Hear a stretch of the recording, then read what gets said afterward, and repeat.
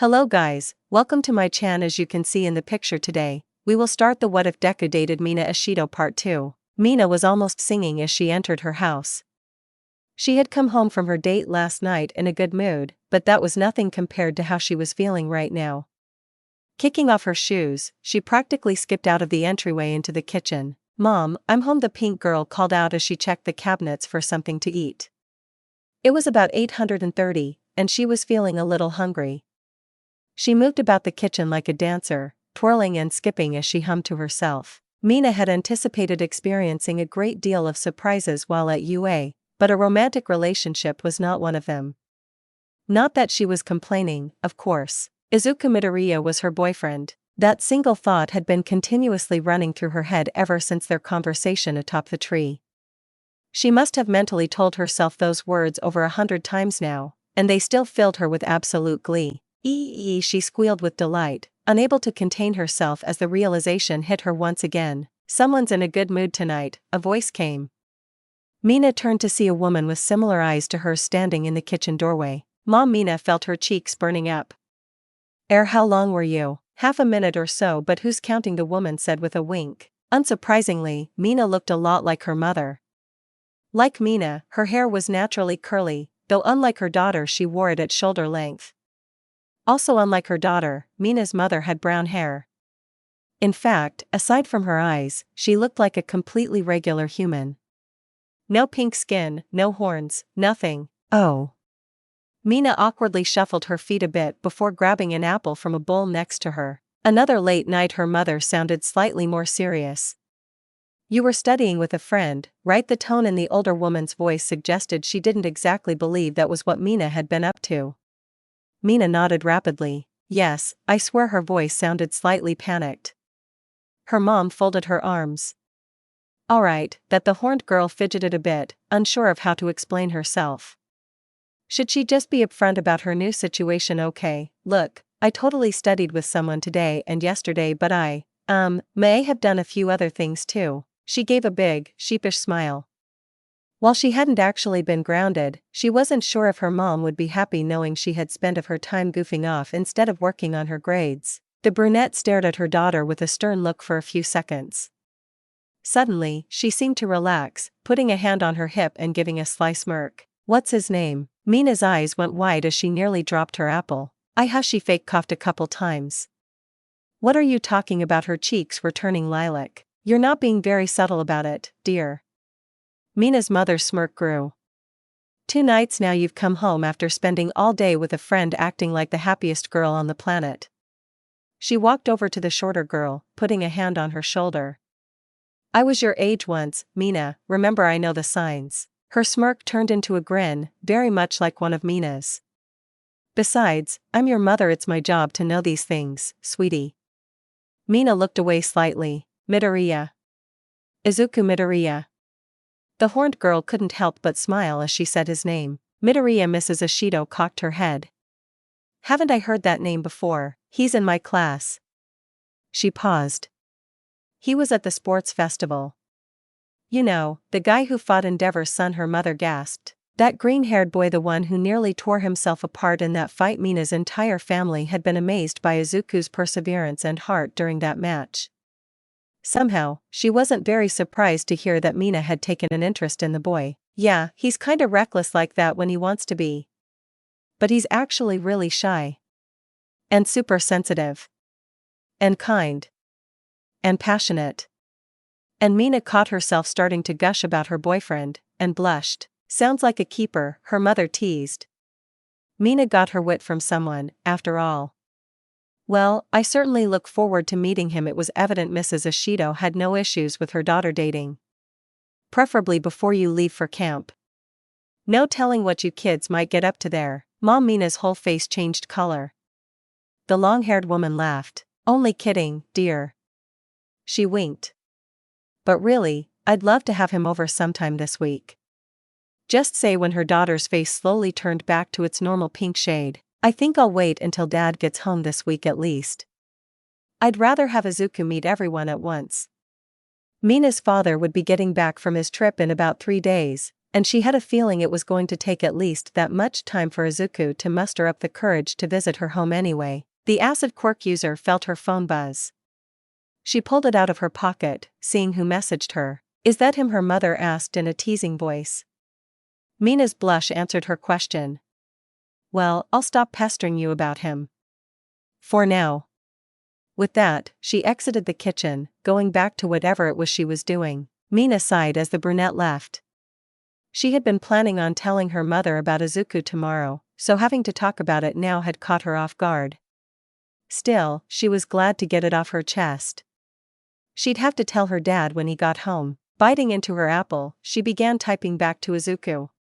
Their date had ended, but she was more than eager to keep talking to her green-haired cutie. "Ooh, my little Izuku's growing up so fast." Izuku struggled to breathe as he was caught in his mother's hug.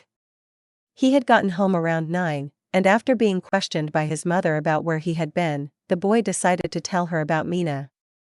He hated hiding things from her, and now that he knew where he and Mina stood, he felt much more comfortable talking about her. And talk about her he did. He admittedly said far more about her than he intended, but he couldn't contain himself when he started. There were so many nice things to say about her, after all. His mother's reaction had, as expected, been very emotional. This was evidenced by the death grip she currently had her son in, as well as the waterworks soaking Izuku's clothes. Inko Midoriya had been ecstatic just to learn her son was making friends at UA. He hadn't really had any most of his childhood, so hearing that his new classmates were treating him kindly was an enormous relief to her. But this Inko could hardly handle it. Knowing someone out there cared about her little Izuku after everything she'd seen him go through filled with her with an immense amount of joy.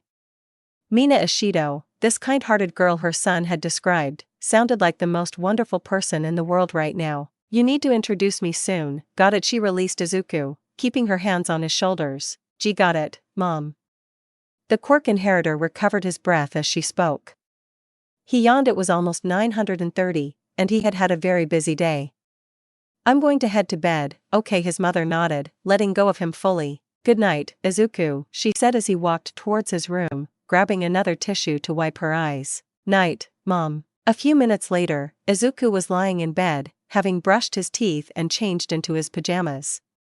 The lights were off, though his face was being illuminated by the light from his phone as he typed. "Sorry, just finished talking to my mom." "Oh, how did she take it?" "Well, she really wants to meet you now." Shortly after reluctantly saying goodbye to one another at the train station, Izuku had found himself texting his new girlfriend. He didn't have anything specific he wanted to say to her, but he just hadn't wanted to stop talking. They had chatted over the last hour and a half about a few random topics. Around 8:30, Mina had let him know she told her mother about their relationship.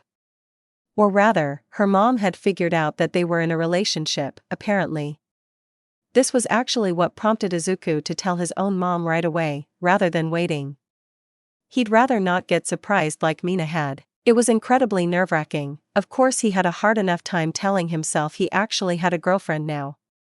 His mom's reaction was about what was expected, but that didn't help diminish his anxiety in any way. Still, he was happy to know it sounded like both of their mothers were supportive of them dating. Just saying the word made Izuku blush a little. To think that just a few months ago he was questioning if he was going to make any friends at UA. The concept of being in a relationship had never even crossed the boy's mind who would want to date someone like him. After all, his brain had filed that idea away under impossible long ago. Even before receiving One for All, Izuku figured he had a better shot at becoming a hero than dating someone. But, much like that faithful day with All Might, the impossible had suddenly become possible. Izuku still didn't know what to fully make of it, honestly. He was obviously overjoyed to be in a relationship with Mina, but that didn't change the fact that he had no idea what he was doing when it came to this sort of thing. He had zero experience in the realm of romance. After all, how did one learn how to be a good boyfriend? It's not like there were classes he could take, or a book he could read. He should know. He had looked it up. At the very least, he was very certain about what he thought about Mina. Everything he had been feeling about Mina the past few days had amplified. Just thinking about her for long enough put a smile on his lips and a blush on his face. He gingerly touched his left cheek, recalling the kiss the pink-haired girl had left there, and sighed happily. He would try to be the best boyfriend he could be, if nothing else. Mina deserved no less. His fingers continued to move as he typed another message to the girl. He was tired, but he couldn't bring himself to stop texting her. A few hours later, Izuku was fast asleep, phone still clutched in his hand with a message half-typed on the screen. Izuku never got tired of the feeling of a shower after a tough workout. After feeling tired and sore from exercise, the hot, steaming water was incredibly relaxing. It felt so nice he would sometimes stay under the water for nearly a half hour, despite only really needing about 510 minutes to get clean. If he was in a particularly good mood, he might start singing, though that was only if he knew for sure that his mom wasn't home. Today wasn't such a day. The green-haired boy decided he had been soaking long enough, and stepped out of the shower. He breathed in deeply, savoring the refreshing, clean feeling he was experiencing after being drenched in sweat. A few minutes later he was dried off and dressed, ready to take on the rest of the day. It was about 1 o'clock, which was unusually late for Izuku. Normally on his days off from school, he'd be out of bed and done with his morning workout by about 10 or 11. However, the aspiring hero had a bit of a late start today, namely due to the fact that he had stayed up much later than normal. Mina was the cause of this, of course. They had ended up spending hours texting one another last night. In fact, Izuku wasn't really sure what time he fell asleep. All he knew was that he had legitimately passed out in the middle of typing out a message, demonstrating just how tired he had been. He had never had a conversation last that long, text or otherwise. Thinking back, it was hard to remember what they had even talked about. They had discussed so many topics, it all seemed to blend together. Heroes, school, their friends, each other. They spent a lot of time talking about each other, hobbies, you name it. Izuku was half asleep for a lot of it, which might explain why he was having so much trouble remembering things. Come to think of it, he didn't recall if they had made any plans for today. Stepping out of his room into the hallway, he began scrolling through the very long list of messages he and Mina had sent each other. At some point, it seemed the topic came up, though no concrete plans were made. However, one exchange of texts got Izuku's curiosity. "You gonna be home tomorrow?" Mina had asked. "I think so. I don't really have anything planned beyond my morning routine." "Cool." He had asked her why, but she simply changed the subject. Before he could ponder the cryptic exchange any further, a knock was heard at the door. "Izuku, could you get that please?" Inko's voice came from the kitchen. Walking over to the door, Izuku checked through the peephole to see nobody. Thinking it may have been someone dropping off a package or something, he opened the door. Within seconds a pink blur came hurtling from around the corner and practically tackled him. It took him a moment to register who it was. Suddenly, those texts made sense. "Hiya," Izumina's cheerful voice greeted as she ensnared her boyfriend. Izuku's brain went haywire. Mina, she was here. At his house. What are you doing here?" He struggled against her grip a bit before she released him. She was wearing an outfit fairly similar to the one she had yesterday, and had her school bag with her. "Well, that's a silly question. I'm here to see you." She had a huge grin on her face. Izuku was shaking as his entire face turned dark red. Mina put on an exaggerated pouty face. "What, you're not happy to see me?" "No, of course I am." Izuku held his hands up, smiling despite the extreme anxiety he was feeling. I just how did you even find my apartment, you dummy?" She poked his chest. "You told me your address last night." Remember pulling out her phone, Mina brought up the message in question. Izuku blinked a few times to make sure he was reading things right. Sure enough, he in fact did send the pink girl his address. Very late at night.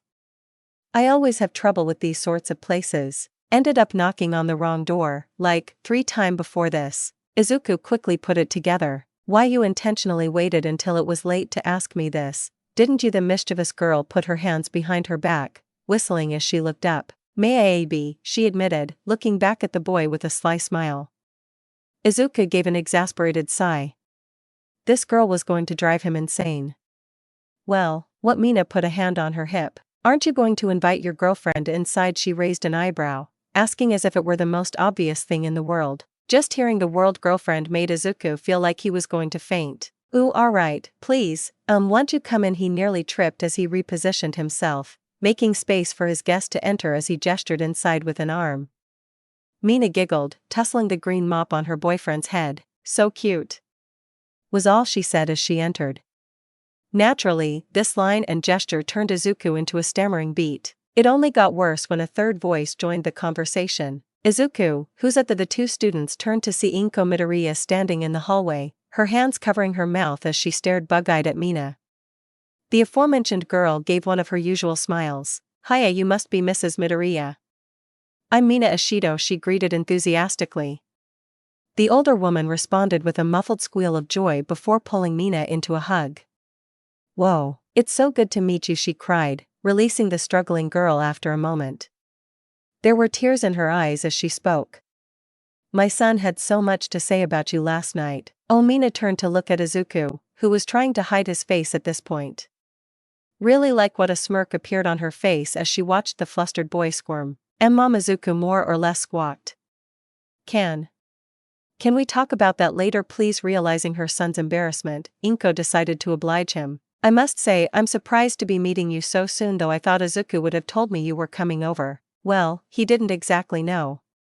I kinda wanted to surprise him." The girl rubbed the back of her head. "Sorry if I'm being a pain." "Nonsense, in fact, I was just about to make lunch for us. Would you like to join?" Mina's eyes sparkled with delight. "Really, thanks, Mrs. Midoriya, I'd love to." The woman smiled at the horned girl. "Right this way then," she exclaimed, walking back into the kitchen. Mina returned her attention to Izuku once they were alone. "Dude, your mom's amazing." Evidently free food was a surefire way to win Mina over. "I can see why you're such an emotional sweetheart now," she teased, clapping him on the back. "Haha, thanks," Izuku muttered. He hadn't fully recovered from the fact that Mina was in his home. In truth, he actually wasn't sure how okay he was with the idea. Not that he wasn't glad to see Mina, of course she was honestly all he could think about these last couple days. But at the same time, this felt a little too personal to him. Their relationship had developed incredibly quickly, but Izuku had hoped that things might have slowed down once the two of them had decided to become a couple. Things had escalated that much due to the two of them trying to figure out their feelings. Now that they had, moving that quickly almost felt unnatural to Izuku. Neither he nor Mina had any experience when it came to romantic relationships. Sure, Mina admitted to having a crush or two and flirting here or there, but she had never come close to a serious relationship with someone. They were both pretty well out of their element, and seemed to be taking it in different directions. Mina's voice came. Realizing he was probably standing there mumbling all this to himself, Izuku shook himself from his thoughts. "Sorry, just." He cleared his throat, forcing himself to loosen up a bit.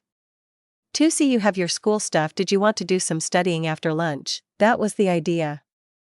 Unless you had something else in mind. He did not like Mina's tone as she said that. "I mean, with your mom home, I don't think." Izuku made what sounded like a distressed bird call as his blush came back, earning another giggle from his girlfriend.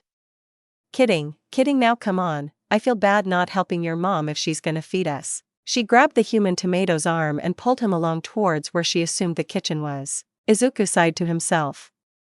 He was going to need to bring up his concerns to Mina soon. Mina could add having an awesome mom to the long list of things that made Izuku such a great guy. Mrs. Midoriya immediately took a liking to the upbeat pink girl that had decided to visit her home. Despite coming to see Izuku, Mina found herself mostly talking with Inko for the majority of their lunch. The woman wanted to know all about her son's girlfriend, and said girlfriend was more than happy to oblige. Mina in turn learned much more about Izuku's home life, including some very embarrassing stories only a mother could know. Izuku had initially protested his mother divulging such information, but soon resigned himself to the teasing Mina was almost assuredly going to put him through later. He did draw the line at his mother showing baby photos, though, much to Mina's disappointment. Once lunch was finished and the dishes were all put away, Mina and Izuku decided to settle down and begin their study session. But not before Mina insisted on seeing her boyfriend's room. "Two's that really necessary?" Izuku stammered as she brought up the subject. "Too mean, we could just study right here, or on the couch, but I wanna see your room," the horned girl whined. "Come on, what's the big deal?" She feigned a surprised gasp. "Unless you've got something you don't want me to see." Izuku opened his mouth to speak, knowing full well where she was going with this. "Are you hiding something naughty, Izu?" "No," the green-haired boy shrieked, his face burning up. It's nothing like that too, wouldn't I don't." He let out a huge sigh as he hung his head, knowing full well his girlfriend was just teasing him yet again. "You're not going to stop unless I show you, are you?" "Nope," Mina assured him, flashing a toothy grin with her eyes shut. She was having too much fun with all this. "Alright, fine." Izuku was almost certain this was a huge mistake, but he wasn't sure how much longer he could take Mina's antics. "Also, why are you calling me Izu now?" "Because it suits you, it's short and cute, just like you." This line combined with a hug turned Izuku's face at least 8 different shades of red in less than a second.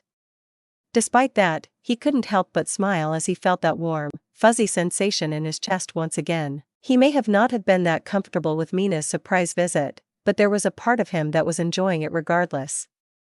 He cared about Mina, after all, and every little flirtatious comment was just a reminder that she cared about him just as much. It was why, despite how awkward it made him look, he didn't ask her to stop. "Hey, wait, I'm taller than you though," he pointed out. She didn't seem to hear him. Getting up from the dining room table, Izuku led his companion back to the entry hall and over to his bedroom door.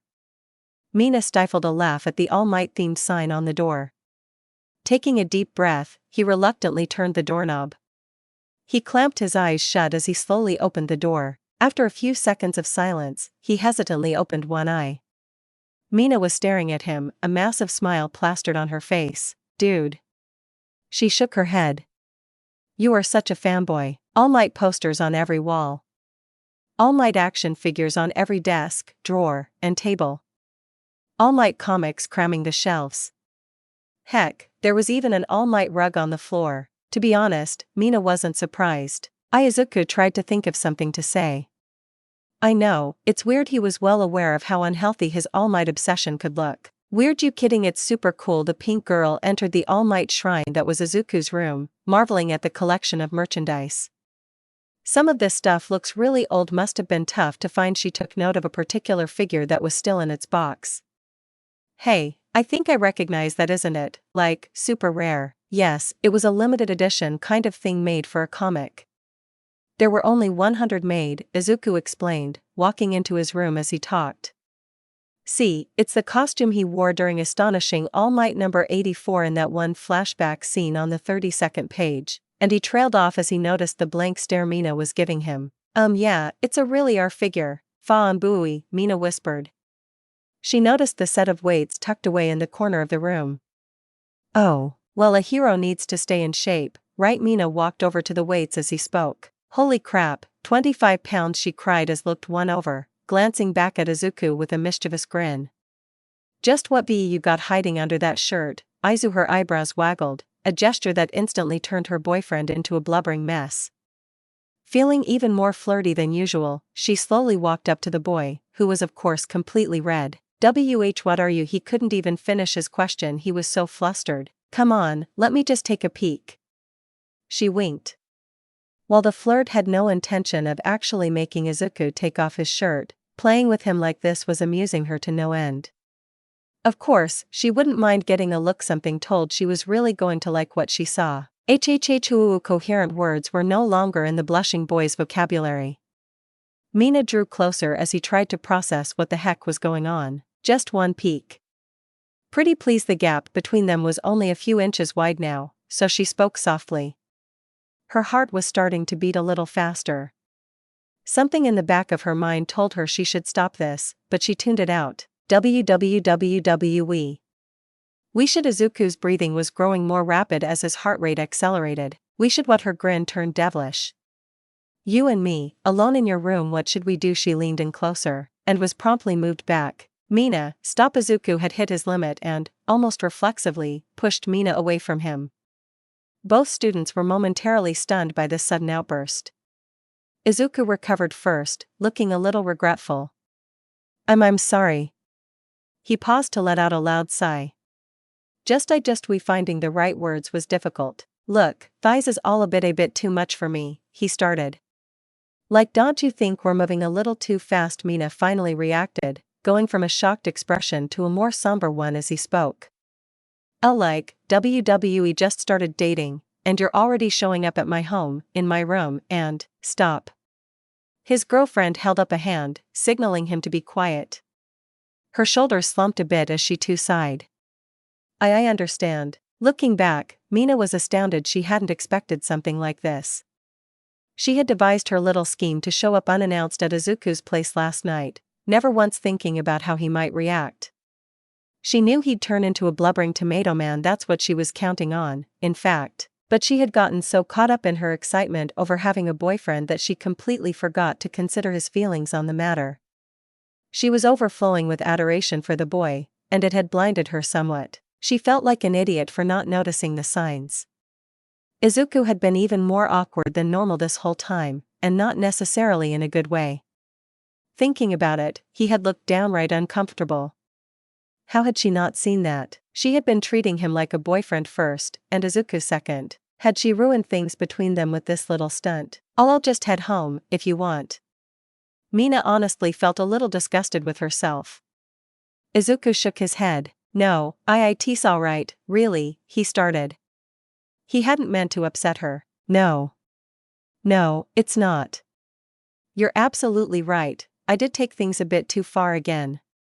She turned to leave, but a hand grabbing her shoulder made her stop. Please wait, Mina, Izuku's pleading voice came. I am not saying I don't appreciate it. The girl turned her head to look at him, confused.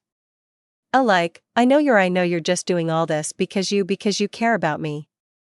His eyes moved down as he said this, a small blush and smile creeping on his face. And that means so much to me. But he looked back up at his girlfriend, who had now fully turned around. I'm just worried that if we take things too far too soon, he trailed off, not wanting to finish the thought. His words seemed to cheer Mina up a bit. She placed a hand over the one on her shoulder, rubbing her thumb along it gently. Yeah, I get it. She chuckled softly, slowly shaking her head. You're so damn logical, a shy smile appeared on Izuku's face as he looked away slightly. Alright, she paused. We'll just take it nice and slow. There was a warm, gentle smile on her face. It's kinda like a candle, Mina raised an eyebrow as Izuku spoke. Like if it burns too much too fast, it runs out. But if you keep it under control, it lasts. And realizing how ridiculous that just sounded, the green-haired boy put his free hand over his face. Mina couldn't contain her laughter. What is it with you and these weird comparisons, man, she joked, pulling him into another hug. It was a much gentler hug than the others, one Izuku found himself being fine with. Our relationship is a candle, you dork. Her boyfriend said nothing, simply completing the embrace. After holding her for a few seconds, he suddenly felt the urge to further show his appreciation for the girl in his arms. Before he knew it, he had turned his head and planted a small kiss on her cheek. Pulling away slightly, Mina gave the now red-faced boy a sly look. What was that, mister? Let us slow things down. Izuku avoided her gaze. Haha, it just felt right. Well if you get to do that, I get to do this. She leaned in, placing a slightly longer kiss on the boy's cheek. She could feel the heat radiating off his face. The two of them each had butterflies in their stomachs as they looked at one another. Mina started to laugh for no particular reason. Izuku soon joined in. There was nothing particularly funny about the situation, but they laughed all the same. Okay, maybe we can at least try to get some studying in now, Mina suggested once they calmed down. Let's go back out to the oop, hold on. The feeling of her phone vibrating distracted the acid quirk user as she checked it. Looks like my friends are meeting up for something. She looked back up at Izuku, grinning. But I should really study. Actually, the boy's response was somewhat surprising. I think you should go with them. Mina blinked a few times. Well, we sort of both blew our friends off yesterday. Actually, we've sort of been doing nothing but seeing each other for last few days. Izuku rubbed the back of his head. And maybe that's why things escalated so much. Mina tilted her head, thinking, oh man, you're right. It had been a little while since she had really spent time with her friends. I know. You should totally come with the suggestion. Completely caught her boyfriend off guard. See, come again. Yeah, you haven't really gotten to know any of them, right? Well, maybe Tsuyu, but not the others.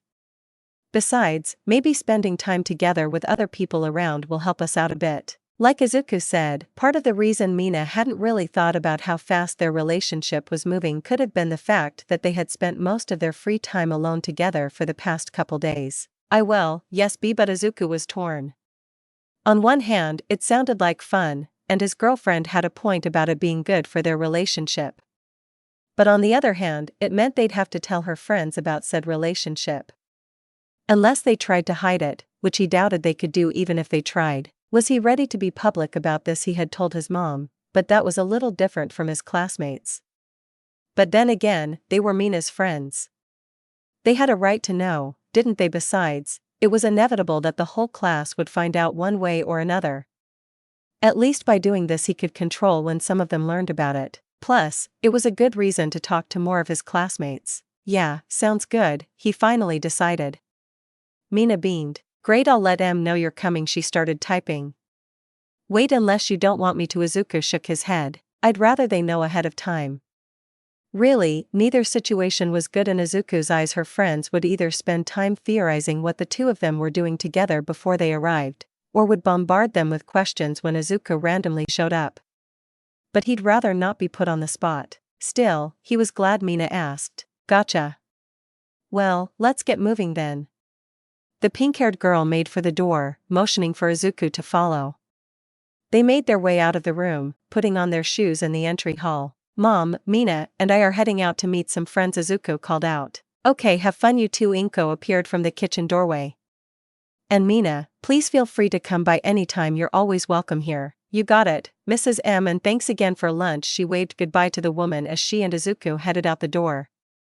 She turned to him as they made their way to the exit of the complex. Seriously, dude. Best mom ever. She's really amazing. Yeah, Izuku agreed. She really liked you. He paused. Just promise me you'll let me know next time you come over. Mina held up a hand, sticking out her little finger. Pinky promise. She looked rather proud of her double entendre. Her companion stared at the finger for a second before he understood what he was supposed to do. Holding his own pinky out, they locked together.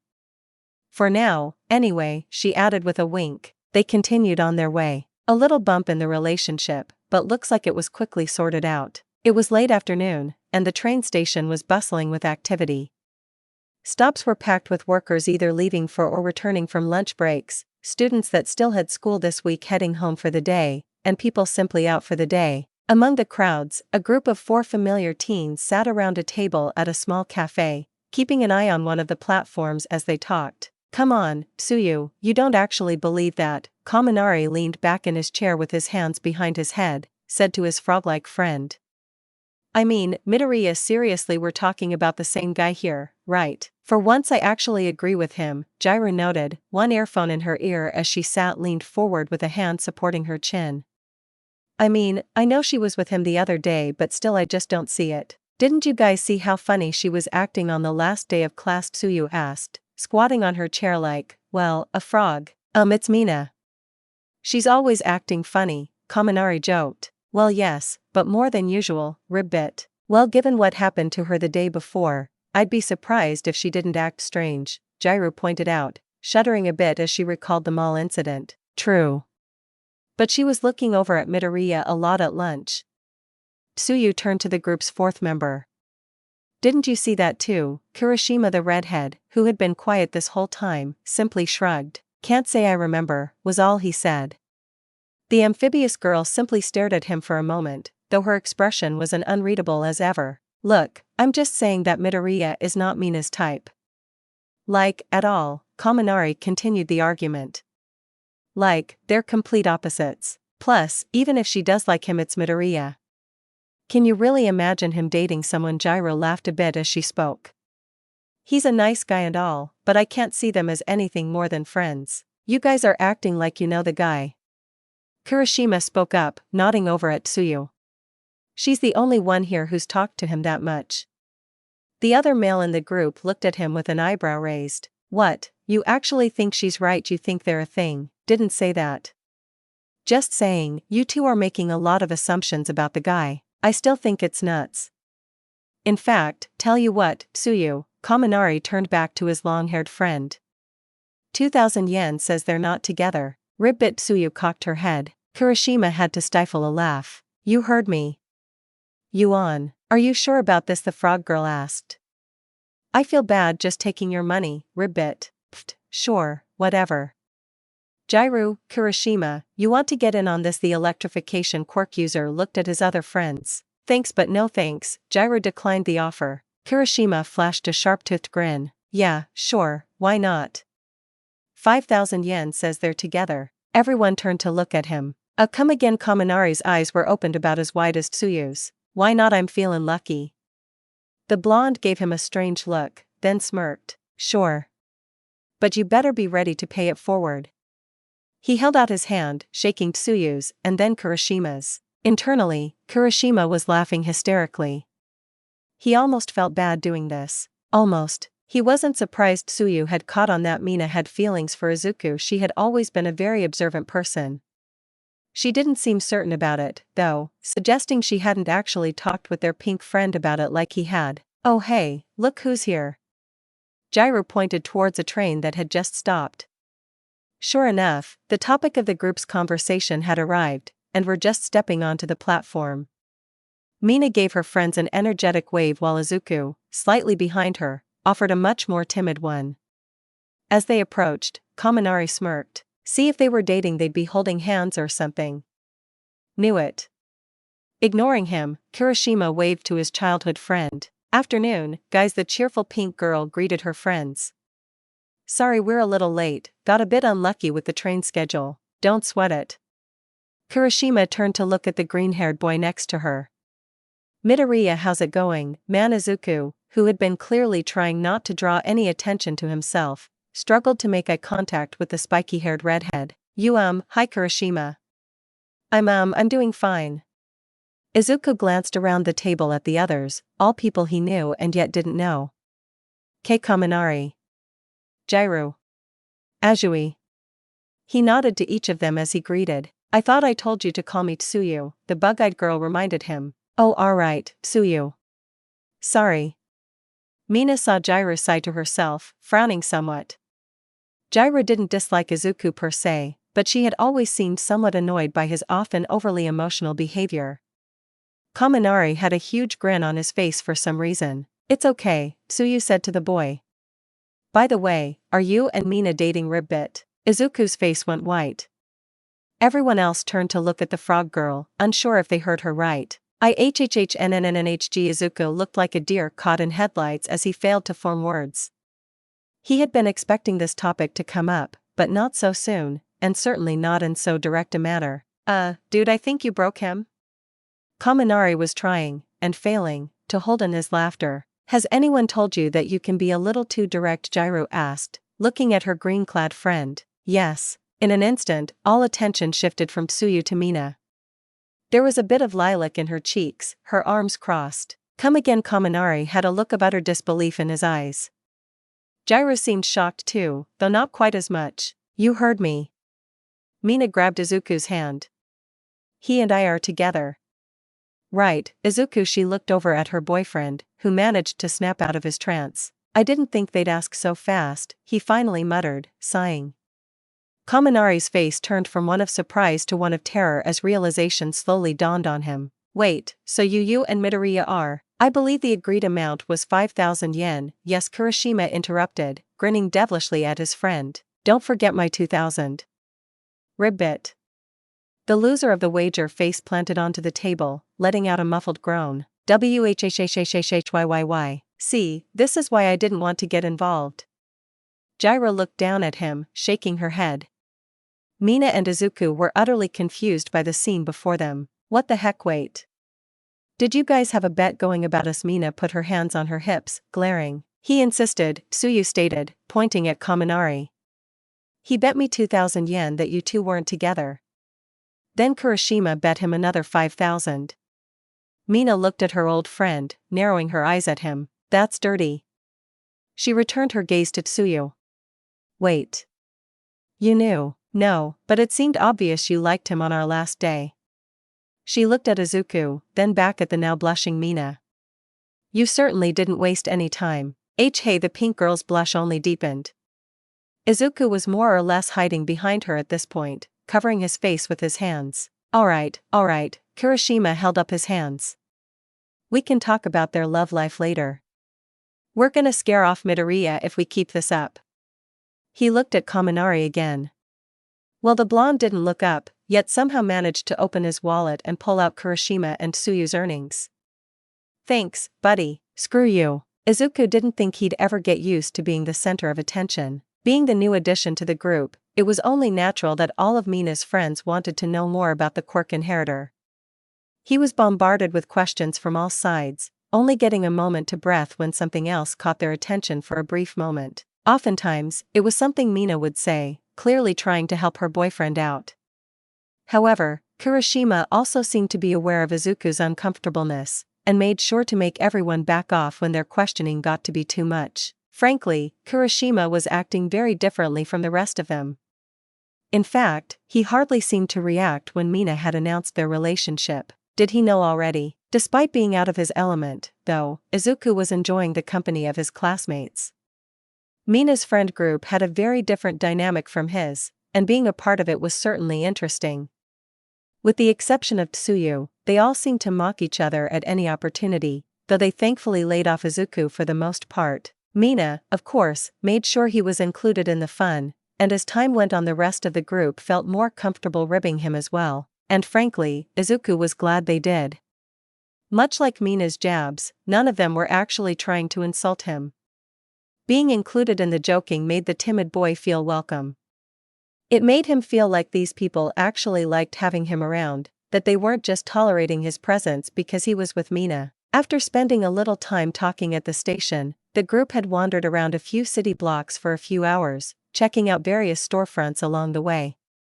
In that time, Izuku could honestly say he considered his new companions friends. And he had a feeling they felt the same. Currently, the group had stopped to get dinner at a beef bowl shop, and were all seated at a round table. Mina was, naturally, seated next to Izuku, on his right.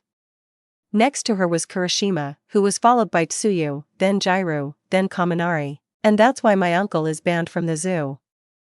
The table erupted in laughter as Kaminari finished his story. He is definitely your uncle, Jairu said between laughs. Yeah, she, what's that supposed to mean? A smirk was the only answer the punk girl gave her friend. Before they started squabbling, a server came by with everyone's drinks.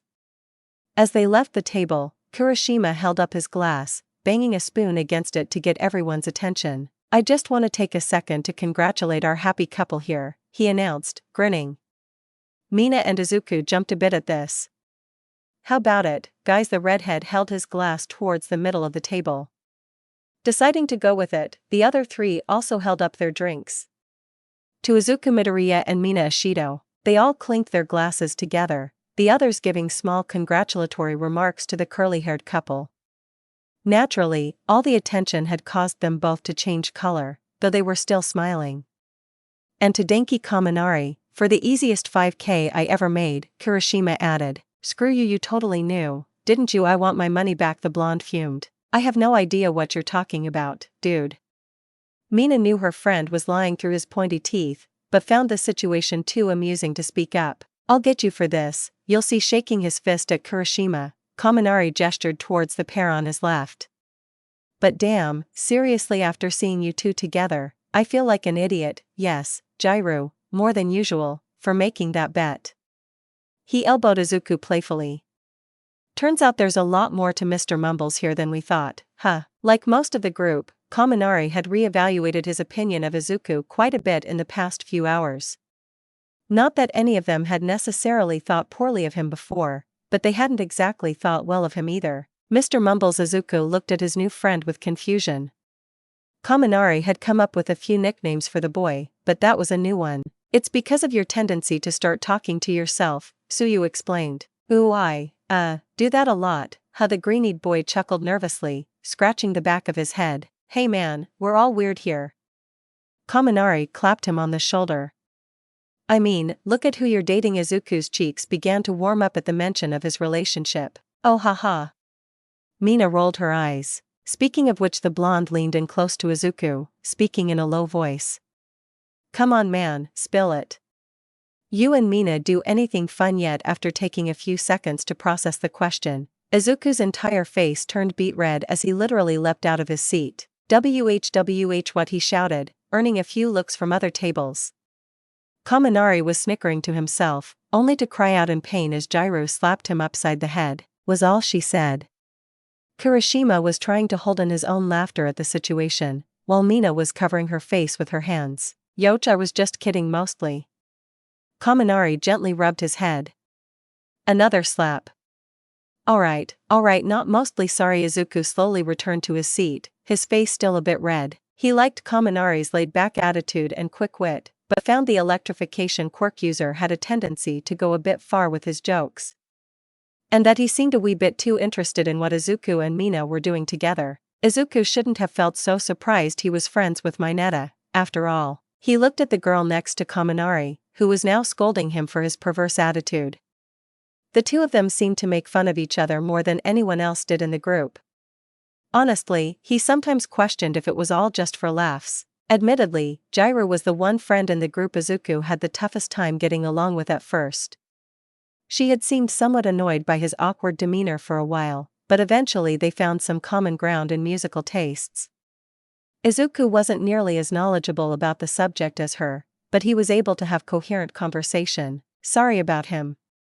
I think he's used his quirk one too many times. The earphone-wielding girl directed her attention to Izuku. Still, I will say he had a point. I thought you were kinda just a weird nerd with a weird quirk. She paused. I mean, I still think you're that, but that's not all you are. Just mostly. Thanks. Compliments from Jiro tended to be weirdly backhanded, and he's my weird nerd. Mina threw her arm around Izuku, pulling him close, a huge grin plastered on her face. Izuku's response to the gesture was as expected. Due to their talk early that day, Mina had tried to tone down her displays of affection a little, especially in public like this, but she simply couldn't help herself sometimes. Izuku had accepted that he couldn't ask Mina to stop completely, nor did he want her to. That reminds me, I've been wanting to ask you guys something. Tsuyu spoke up. How did this all start? Anyway, all eyes were on the pair once again. Yeah, I've been wondering that too, Kaminari added. No offense, but this whole thing kinda came out of nowhere. Izuku and Mina looked at each other with slight concern. They hesitated to say anything, neither being sure if it was okay to divulge information about that day in the classroom. They had both displayed a lot of personal feelings to each other that day, after all. Well, Mina broke the silence. See, it's we just. She shuffled back and forth in her seat uncomfortably. Izuku remained silent. Alright, that's enough, Kirishima chimed in, dissolving the sudden tension in the air. You're asking for some pretty personal stuff there, Tsuyu. Mina and Izuku each breathed a sigh of relief at their friend's assist. I guess you're right. Sorry, you too, the frog girl apologized. It's okay. I know how you are, Tsuyu. Mina smiled to indicate she wasn't upset about it. You're just too blunt for your own good sometimes. Ribbit. Izuku had already known Tsuyu more than he had the others, so he already knew what to expect with her. Direct, observant, and mature were all the things that could appropriately describe the amphibious student. To be honest, she almost felt out of place with the rest of the group, Izuku included. Kirishima almost seemed like the group's big brother. He'd always rein Kaminari in when things got too rowdy, or speak up when someone was starting to make Izuku feel a bit overwhelmed. Of course, he still joined in on the fun. Izuku was almost certain the spike-haired redhead had known about his and Mina's relationship ahead of time, though. Did she tell him already? He'd have to remember to ask her later. After a few more minutes of talking, everyone's food arrived, which they promptly dug into. The evening wound down pretty quick after dinner. Jiro needed to head home once the group had finished to pack for her concert trip the next day, and Tsuyu needed to go help her family out. Mina and the guys spent a little more time loitering around the city, but soon decided to call it a day. I'll catch you guys later. Kaminari waved goodbye to his friends as he split off from them at the train station. Hopefully I'll be seeing more of you, Midoriya. Definitely this was a lot of fun. Izuku nodded. But, do you remember what Mina and I asked? I know. I'll keep a lid on it about you too, no worries. The blonde gave a thumbs up as he spoke before walking off. The couple had requested the group keep quiet about their relationship with the other members of their class, so they could let everyone know at their own pace. The trio walked through the station for a bit longer before Kirishima found his stop. He said goodbye to his friends, leaving the two of them alone. "Well, that was a fun day," Mina said as they wait at a stop together. She needed to ride the same train as Izuku for a bit before changing lines before his stop. "Sorry if my friends were a bit of a handful." "Oh no, they were great," Izuku insisted, holding up his hands. "They're energetic, though, yes. But I'm really glad I decided to come." Izuku couldn't possibly be upset about making new friends, even if they did make a habit of making fun of him. "I am too. They really seem to like you, so I'm sure we could do this again sometime." "That'd be nice." The freckled boy paused. But, I had a question." Mina looked at him. "Shoot." This is going to sound silly," but Izuku cleared his throat.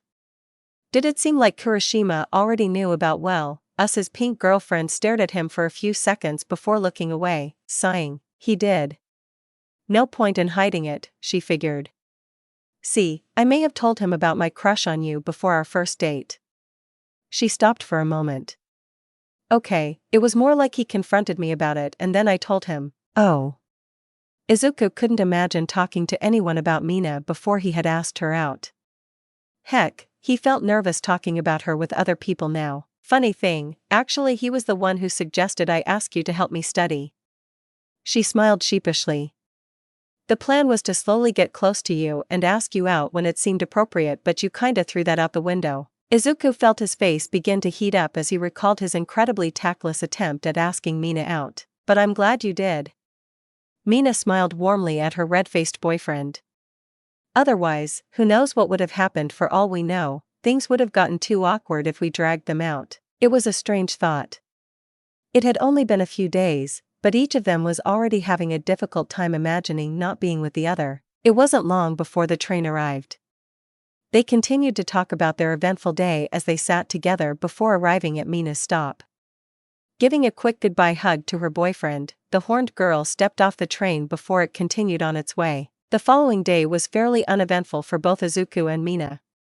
They decided not to spend the whole day together like they had been doing, opting to each take a day to just relax at home. The last several days had been quite eventful, after all, and they wanted some downtime. Mina had attempted to get a little studying done on her own, reviewing the topics she had already gone over with Izuku. At some point, she decided to try learning some new material on her own, though she wasn't too confident in her ability to do so. Izuku had been her guiding light, and without him she was certain she'd just get lost and confused. This proved to be a correct assumption. However, the pink student was surprised at how far she was able to get into a chapter before calling it quits. It was a struggle, but she was able to make sense of more than she had expected. On top of that, she hadn't stopped out of boredom or laziness like she used to prior to finals. Her study time consisted of a few minutes of reading followed by an hour or two of games or movies. She couldn't help but smile at this. It was a sign that all this time learning and reviewing with Izuku wasn't a waste. She was getting better. But she still had a way to go. Izuku, meanwhile, mostly spent the day helping his mom around the house and starting his preparations for the camp. He found that there were still quite a few items he was missing that were needed for the trip, mainly due to the fact that his last attempt shopping for them had been cut short. He and Inko decided to pick the remaining items up together. Unsurprisingly, Mina was a frequent subject of conversation for the two of them. Mrs. Midoriya wanted to know more about her son's girlfriend, and Izuku was more than happy to talk about her. The following day, Izuku received an invitation to see a movie with Ida, Todoroki, and Uraraka. Deciding it would be as good a time as any to tell his friends about Mina, he invited her to come along. Unfortunately, Mina was spending a good chunk of the day helping her mom run some errands, so he was on his own. Great. The All Might fanboy was in deep thought as he walked down the street towards the theater. He had every intention of telling his friends about his relationship, but without Mina there he was feeling way less confident about the matter. When should he bring it up? How should he phrase it? Should he wait for someone to ask about her? Ida at least knew they had spent some time together, even if he hadn't suspected they were on a date. Maybe I'm overthinking this, Izuku muttered to himself. He tried to picture what Mina would say if she were here. Most likely she'd agree with that statement, and tell him to just bring it up when the time felt right.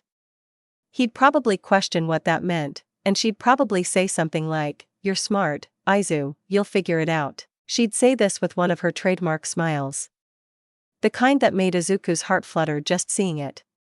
Knowing him, he'd probably get a little flustered by the compliment and smile. She would, of course, find this cute and say so, which would just make him even more flustered, causing her to. Izuku found himself blushing in real life as he realized he might have been taking this hypothetical Mina conversation a little too far. He put a hand over his mouth, trying to hide the smile that had crept its way onto his lips during those thoughts. He really was hopeless when it came to romance. Arriving at the theater a few minutes later, Izuku quickly spotted his friends standing around outside. Uraraka was the first to stop him, staring at him with an expression Izuku couldn't quite place for a half-second before cheerfully waving to him. Ignoring the odd look, the quirk inheritor joined his fellow heroes in training. "Hey guys," he greeted.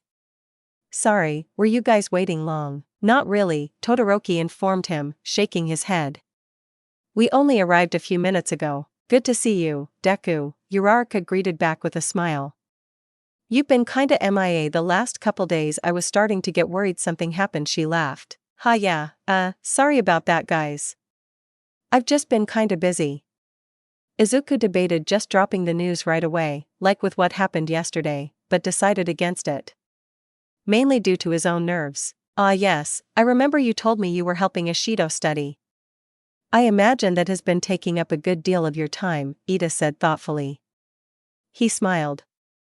"It is pleasing to see you are still committed to assisting a fellow student. Like I hope this won't take too much time away from that." "Oh no, Mina's actually busy today, so." Izuku cut himself off as his brain caught up to his mouth. His eyes went wide as he realized what he had just done. 1. He had just confirmed that he and Mina had been spending multiple days together. 2. He had just called Mina by her first name. Something he never did with anyone, even his close friends. Todoroki seemed to catch this as well, raising an eyebrow. Ida mostly just looked confused. And Uraraka looked. Her posture looked a bit more rigid than normal, and he noticed her fists were slightly clenched. There was a strange expression on her face. She had a distant, unfocused look in her eyes, like she was staring through Izuku instead of at him. What exactly was going through her head? "Midoriya, are you alright?" Ida, the concern in his voice clear, asked. Yeah, I'm fine." Izuku's voice was louder than he intended it to be. "Are you sure? You seem distressed." His much taller friend didn't intend to drop the subject. "Distressed? What are you talking about?" He trailed off, sighing. Why was he so worked up about this? "Okay, look, I have something I want to tell you guys." As much as he wanted to wait, now was probably the best time to let them know. He took a deep breath as he let his courage build up. "It's all about Minashido and me. Guys, we're gonna miss the movie." Uraraka suddenly interrupted him. In an instant, her bizarre expression and body language were replaced with her usual demeanor. "We better hurry up and get inside." The brunette girl didn't even bother waiting for the others as she entered the theater. "Ah, she's right, it is almost time." "Apologies, Midoriya, you'll have to tell us after." Ida followed his short friend inside after saying this. "Is she acting strange to you?" Todoroki suddenly spoke up. Izuku looked at the quiet boy. "Why, you noticed too?" The dual color-haired student nodded. "It's weird, she almost seems upset, but at the same time, not. Well anyways, what was it you were about to say?" Izuku coughed. "A WWE should really get our tickets," he suggested, avoiding the question. All the wind had been taking out of his sails, and he needed some time to build up the fortitude to talk about Mina again. Besides, he wanted to tell everyone at once. Todoroki decided not to press the issue, and entered the theater with his friend. "Let's see, if I were the spices, where would I be?" Mina was currently wandering the aisles of a grocery store, on the lookout for spices and seasonings. She was currently with her mom and brother getting shopping done, but had split off from the two of them to go on her own adventure. Before long, she had found the section she was looking for. Checking the list her mom had given her, Mina approached the shelves holding the various containers, picking out the ones that had been written down. "Alright, chili powder, chili powder, chili powder, chili." Aha! She moved a finger down one of the shelves before finding her target. There were two different brands side by side, one priced a little higher than the other.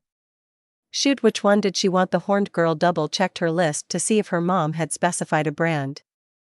No such luck. "Alright, what's the difference here?" she muttered to herself, grabbing both containers and looking them each over. She was so distracted by comparing the chili powders that she didn't notice the person that had been standing behind her. Okay, so you're more expensive, but why maybe? For S sake, would you just pick already? Mina stiffened as a familiar voice growled at her from behind. Just go with the cheap one, there's barely a goddamn difference between them. Reluctantly turned her head to see none other than Katsuki Bakugo standing behind her, looking more than a little impatient. He was holding a basket that had surprisingly high-quality food items, Mina noticed. The explosive student seemed to just realize who he had been waiting behind. His eyes widened ever so slightly, then narrowed again, making him somehow look even more annoyed than before. Bakugo didn't know this girl that much. Hell, he couldn't even remember her name. He recalled recruiting her for help in the sports festival, but that was about the only noteworthy thing that she had ever done that came to mind. At least, until what had happened a few days ago. Looking at this weird pink girl, Bakugo began to recall his run-in with her on the last day of class. Apparently, she was Izuku's friend now or something, and had gotten on the blonde's case about how he was acting towards the freckled boy. It pissed him off. Bakugo didn't really care much for any of Izuku's friends, but they at least knew to keep out of shit that didn't concern them. This girl, she was different. Mina's eyebrows furrowed. She wasn't any happier to see Bakugo than he was to see her. She hadn't learned the full story behind his relationship with Izuku, but she heard enough to know he was, among other things, a massive bag. This wasn't exactly a surprising revelation. Of course, even before speaking with Izuku, she had questioned how a guy like him had gotten into UA's hero course more than a few times. But now, knowing this boy, this heroine training had tormented someone for being supposedly quirkless made her blood boil. To Mina, one of the defining traits of a hero was standing up for those who could not stand for themselves, and Bakugo had done the exact opposite of that.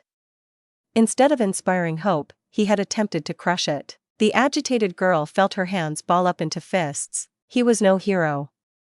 If anything, he had more in common with a villain. The hell you staring at? Raccoon eyes, the hothead snapped, deciding to force his way past her to the chili powder.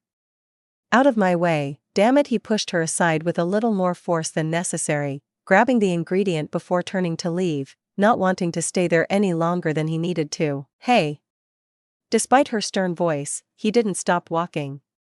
Hey, I'm talking to you. He grit his teeth at this, but didn't acknowledge it. A few seconds later he felt a hand on his shoulder before being forcefully turned around to see a glaring pink face. Who the did this girl think she was? Don't touch me, Bakugo shouted, careful not to subconsciously generate explosions with his basket-holding hand. What's your goddamn problem, huh, you, jackass? A finger jabbed his chest. His eyes twitched. Did I just what the hell is your problem with Izuku? Huh, she was aware she was entering a minefield here, both figuratively and literally, but she needed to know. Bakugo didn't say anything for a few seconds, scowling at the black and yellow-eyed girl.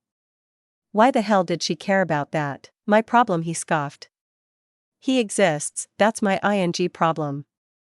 Mina rolled her eyes. Shut up. Look, I know how you treated him before UA, alright. She crossed her arms.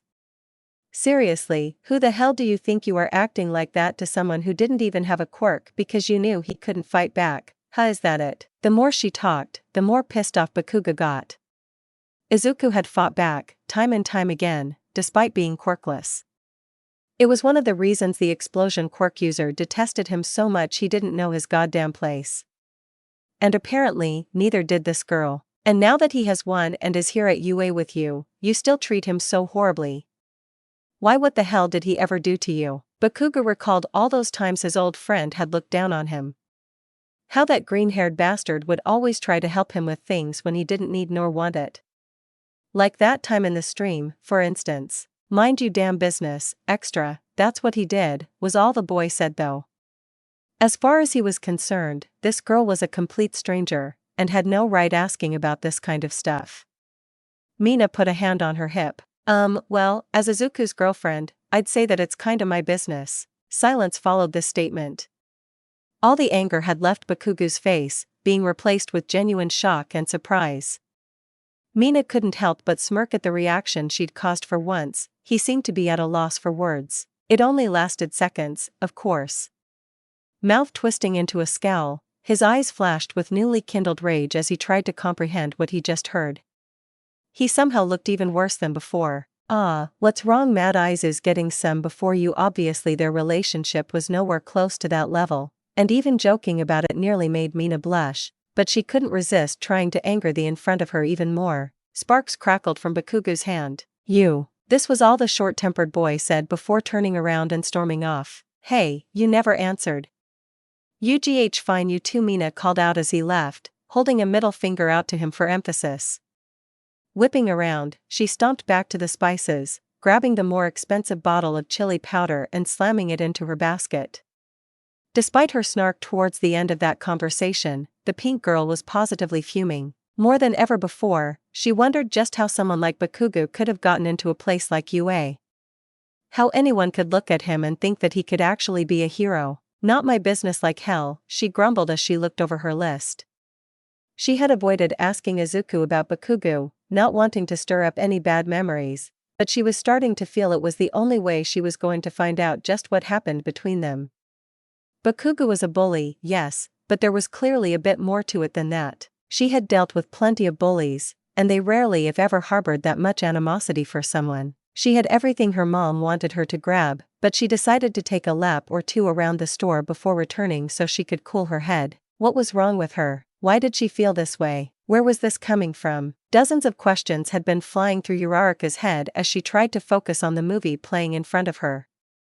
She glanced to her right for what felt like the 100th time, looking at Izuku for a half-second before returning her attention to the screen. He was in the furthest seat from the zero-gravity girl, with Ida and Todoroki sitting between the two of them. Uraraka wanted as much space between her and Izuku as possible, and had intentionally picked this seat because it was the furthest from him. She didn't know why she wanted to avoid him, only that she did. She had found herself thinking about him from time to time over the past few days. Ever since the day she and her friends had gone to the beach, she couldn't keep him out of her head for long. Him and Mina, thinking about them caused a surge of emotion to well up inside her. She gripped the arms of her chair, squeezing her eyes shut as she tried forcing the ugly thoughts making their way into her head to leave. The brunette was no idiot. She was pretty sure she knew what was going on between the two of them. And for some reason it upset her. She had no idea why it upset her, nor did she like the fact that it did. Izuku and Mina were her friends, and she should be happy for them if they were dating. But no matter how hard she tried, she couldn't shake these negative thoughts for long. Anger, stress, sadness, resentment, and other things she couldn't explain all thrashed around inside her head alongside more positive feelings whenever she thought about them together. It was why she had cut Izuku off before he could tell everyone about it. She wasn't sure how she would react to actually hearing the news from the man himself. It sounded silly, but it was what made her do it. Taking another look at him, she found that the curly-haired boy was staring back at her, clear concern on his face. Gasping lightly, she snapped her head back towards the screen. She didn't look back at him the rest of the film. It was definitely enjoyable, but I think I still preferred the first one, Ida said, finishing his critique of the film as he and his three companions exited the building. Same, Todoroki agreed, nodding his head. Hopefully the next one will be better. Indeed. The tallest member of the group turned to Izuku. Anyways, Midoriya, I believe there was something you wanted to tell us earlier. Yes, the shorter boy froze mid-step for a moment. Oh, right, he swallowed. He had been expecting this to come up as soon as they finished the film, but it still caught him slightly off guard. Still, there was no reason to delay any longer. Alright, so, I wanted to tell you guys that I'm da. Oh hey, what was your guys' favorite part? Mine was the Uraraka. I believe we should let Midoriya finish before continuing to talk about that. Ida interrupted his female friends interrupting, nodding at Izuku to continue. The green-haired student looked over at Uraraka. She had tried cutting him off again. Why? The brunette, realizing she wasn't going to stop this, decided to brace herself. Anyways, Madame and Ashido where Izuku couldn't stop his blush. Dating. As expected, everyone was quiet for a beat. Todoroki was the first to speak. Oh. He didn't sound any different than usual. Is that all? The son of Endeavor's non-reaction shouldn't have really come as a surprise to Izuku. Ida seemed to be in deep thought. Well, it is certainly unexpected, but nonetheless I am happy to hear you have found someone, Midoriya. Ashin covered his glasses as a more serious look appeared on his face. However, I hope this relationship will not negatively affect your performance in class. No, no, of course not, Izuku insisted, somewhat intimidated by the bespectacled boy's intensity. That's great news. Deku Uraraka forced herself to smile as she put on a cheerful voice. Io, hang on. She reached into her pocket, pulling out her phone. Hello, she turned away from the group, her facade fading. I'm out with some friends. Why, she paused. How really, are you sure it can't wait? Another pause. No, it's fine, I'll be home in a bit. Sighing, she hung up, placing the phone back in her pocket. Sorry, guys, she said, turning around. Something came up and my family needs me home. Is everything alright? Izuku asked, clearly worried about whatever had happened. Uraraka smiled. Oh, it's nothing bad, don't worry. But they need me home as soon as possible, so I'll catch you guys later. She waved goodbye before walking off at a strangely fast pace. Congrats again, Deku, really. As she left her friends behind, the girl felt a single tear fall from her eye. Nobody had called her, of course. She just needed to get away before she let her emotions get the better of her. She hated this feeling. Why couldn't she just be happy for them? What was wrong with her? She needed to avoid Izuku until she could figure out what the problem was. Do you like him? Aoyama's words during the final exam appeared in Uraraka's head, stopping her in her tracks. No, that couldn't be it, she told herself before she kept walking. Izuku was her friend. Possibly her best friend. But that was all he was. And clearly that's all he ever would be. The smell of breakfast cooking filled Mina's nostrils as she shuffled her slipper-clad feet into the kitchen. Mornin', she mumbled in a groggy voice to whoever was there, her attention focused solely on the coffee maker as she made a beeline straight for it. Well, good morning, sunshine, Mrs. Ashido's voice came from the direction of the stove. Glad you could finally join us. Mina half-heartedly held up an index finger towards her mother, not wanting to talk about the fact that it was 1030 just yet. Please. Coffee first, was all she said, yawning again. Her mother obliged. Everyone in the Ashido family knew better than to mess with Mina too much before she had her coffee. Once the dark liquid had finished brewing, the half-asleep pink girl set about making it suited to her tastes. This involved filling about a quarter of the mug with milk, followed by what some might describe as an uncomfortable amount of sugar. One could argue she wasn't really drinking coffee anymore, but the caffeine was there, which is all that mattered to her. A few minutes later and her usual perkiness was already returning. Well, you're smiling, so I'm going to take that as a sign that you're good now. Mina grabbed a plate and some utensils for herself as her mom spoke, setting them at the table. 2 more spots had been set, one for her mother, and one for the small boy currently sitting next to her. He looked no older than 12 years old, and was currently tapping away at some handheld game. He had short, somewhat unkempt and curly brown hair that a pair of horns poked out of. They were substantially larger than Mina's, and jutted out slightly back and away from his head before curling down, then forward. They essentially looked like a ram's horns. His skin was an ordinary color, much like Mina's mother, though his eyes were the same as both her and her daughter's. This was Makoto Ashido, Mina's little brother. The younger boy hadn't said anything to his sister since she entered the kitchen, seeming to be more focused on his game. Sorry I'm up so late, Mina apologized to her mom. Had trouble falling asleep last night. Yeah, 'cause she was too busy talking to her boyfriend. Makoto suddenly spoke, a nasally tone in his voice as he said boyfriend. Makoto, I swear. His older sister glared at him. Ever since he found out about her relationship, the big-horned boy did what any self-respecting younger brother would do: tease and mock his big sister relentlessly about it. Mina had expected this, though that didn't stop it from annoying her. God, she went on and on. Ignoring the agitated girl next to him, Makoto fake gagged. She was all like. He locked his hands together and raised them next to his cheek, fluttering his eyes. Oh, Izuku, you're so cute and smart and strong. How can someone like me be dating someone so wonderful? He talked in a high-pitched, mocking voice as he spoke like Mina before puckering his lips and making extremely exaggerated kissing sounds. Quit eavesdropping on my phone calls, you twerp. Mina snapped, fire in her eyes as she slapped the back of her brother's head, causing him to yelp in pain. Mum, he whined. Mina hit me. Mina, don't hit your brother. Makoto, stop antagonizing your sister. Mrs. Ashido didn't even look up from her cooking as she spoke. Her response sounded almost automatic, as if she had said those words many, many times before. Yes, Mom, her children said in unison, knowing what would happen if they kept at it.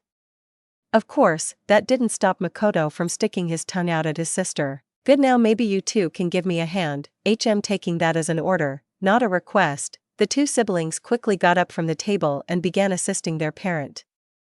Before long, they were all sitting down at the table again, enjoying a nice breakfast. We're not waiting for Dad, Mina noted as her mom and brother began eating. I thought he got home last night. He did, but he got back much later than expected. He's still asleep, Mrs. Ashido explained. Ah, gotcha. Taking a bite of her food, Mina was quiet for a second. Actually, considering he's home now, I was wondering. Of course Izuku can come over tonight, Mina's mother exclaimed, beaming. Mina blushed lightly, ignoring the snickering next to her. Just let us know what time we should expect him. Cool, Mina muttered, giving a small smile. She had been pestered nonstop about Izuku by her mother, who was eager to meet the boy. They ultimately settled on waiting until Mr. Ashido returned home from his business trip, as Mina wanted to introduce her boyfriend to everyone at once. Her father had been told about his daughter's relationship over the phone. Much like Mrs. Ashido, he was happy to hear the news and eager to meet Izuku as soon as possible. Considering she only had a couple more days until leaving for the school trip, Mina figured inviting him the day after her dad got home was the best course of action. They had talked about it last night, and while Izuku was clearly nervous about meeting Mina's parents, particularly her dad, despite Mina's insistence he wasn't scary, he was clearly on board for coming over. Great, now I get to hear your lovey-dovey crap in person, Makoto complained. Makoto. He winced at the sternness in his mom's voice. What did I say? Sorry. Besides, I'm sure you're excited to meet Izuku. I remember how excited you got watching him during the festival. Mrs. Ashido gave a small smirk as she spoke. Really, Mina turned to her brother, a playful grin on her face. Is that so? The horned boy crossed his arms and puffed out his cheeks slightly, trying to hide a blush. I mean, he was kinda cool, I guess. His sister's smile widened. Ah, that's so sweet, I'll have to tell Izuku he's got a fan. She threw an arm around him. In fact, if you ask nicely, I'm sure you can get his autograph. Stoop. The smaller boy shoved her off him before turning away. A second later, he turned around to face his sister again, an almost hopeful look on his face. But you really think so? I know so. Makoto's eyes sparkled for a moment. A smile appeared on his face. Cool. Like most kids his age, the youngest Ashido had a fascination with heroes, and was aspiring to become one. He loved watching the UA Sports Festival every year and seeing the country's best up-and-coming duke it out, and this year was no different. Like many viewers, he had been particularly drawn to Izuku's unorthodox strategies, and enamored by his fight with Shoto Todoroki. The tenacious green-haired student had been Makoto's favorite during the tournament. Well, technically his second favorite, but he didn't like to count his first choice. Mina smiled as her brother dropped his facade. As much as he could tick her off, he was still her brother, and she loved him as much she did the rest of her family, even if she wanted to kill him most days. After finishing breakfast, Mina proceeded to finish her usual morning activities before getting ready to head to the library to meet Izuku once again. The plan for today was to study for a few hours, then head back to Mina's for the evening for dinner. I'll let you guys know when we're heading over, Mina called out as she put on her shoes.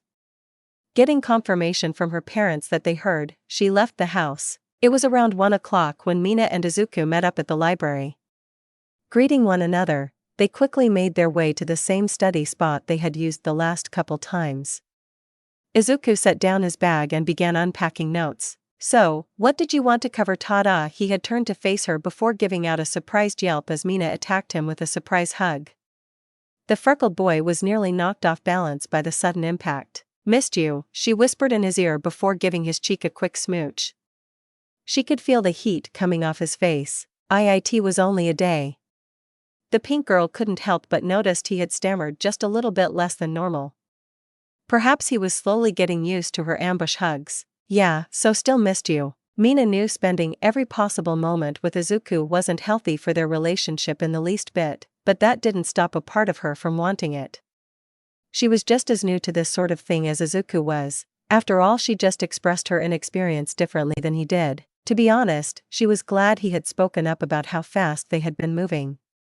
Mina had been, for lack of a better word, intoxicated by her affection for the boy. She wasn't used to the emotions she experienced whenever she was with him, which, due to her extreme and passionate nature, meant said emotions got a little out of control. Her inability to quell her temptations had been a direct result of her inexperience with romance. Mina adored her Izuku, and she wanted to show that as much as she could.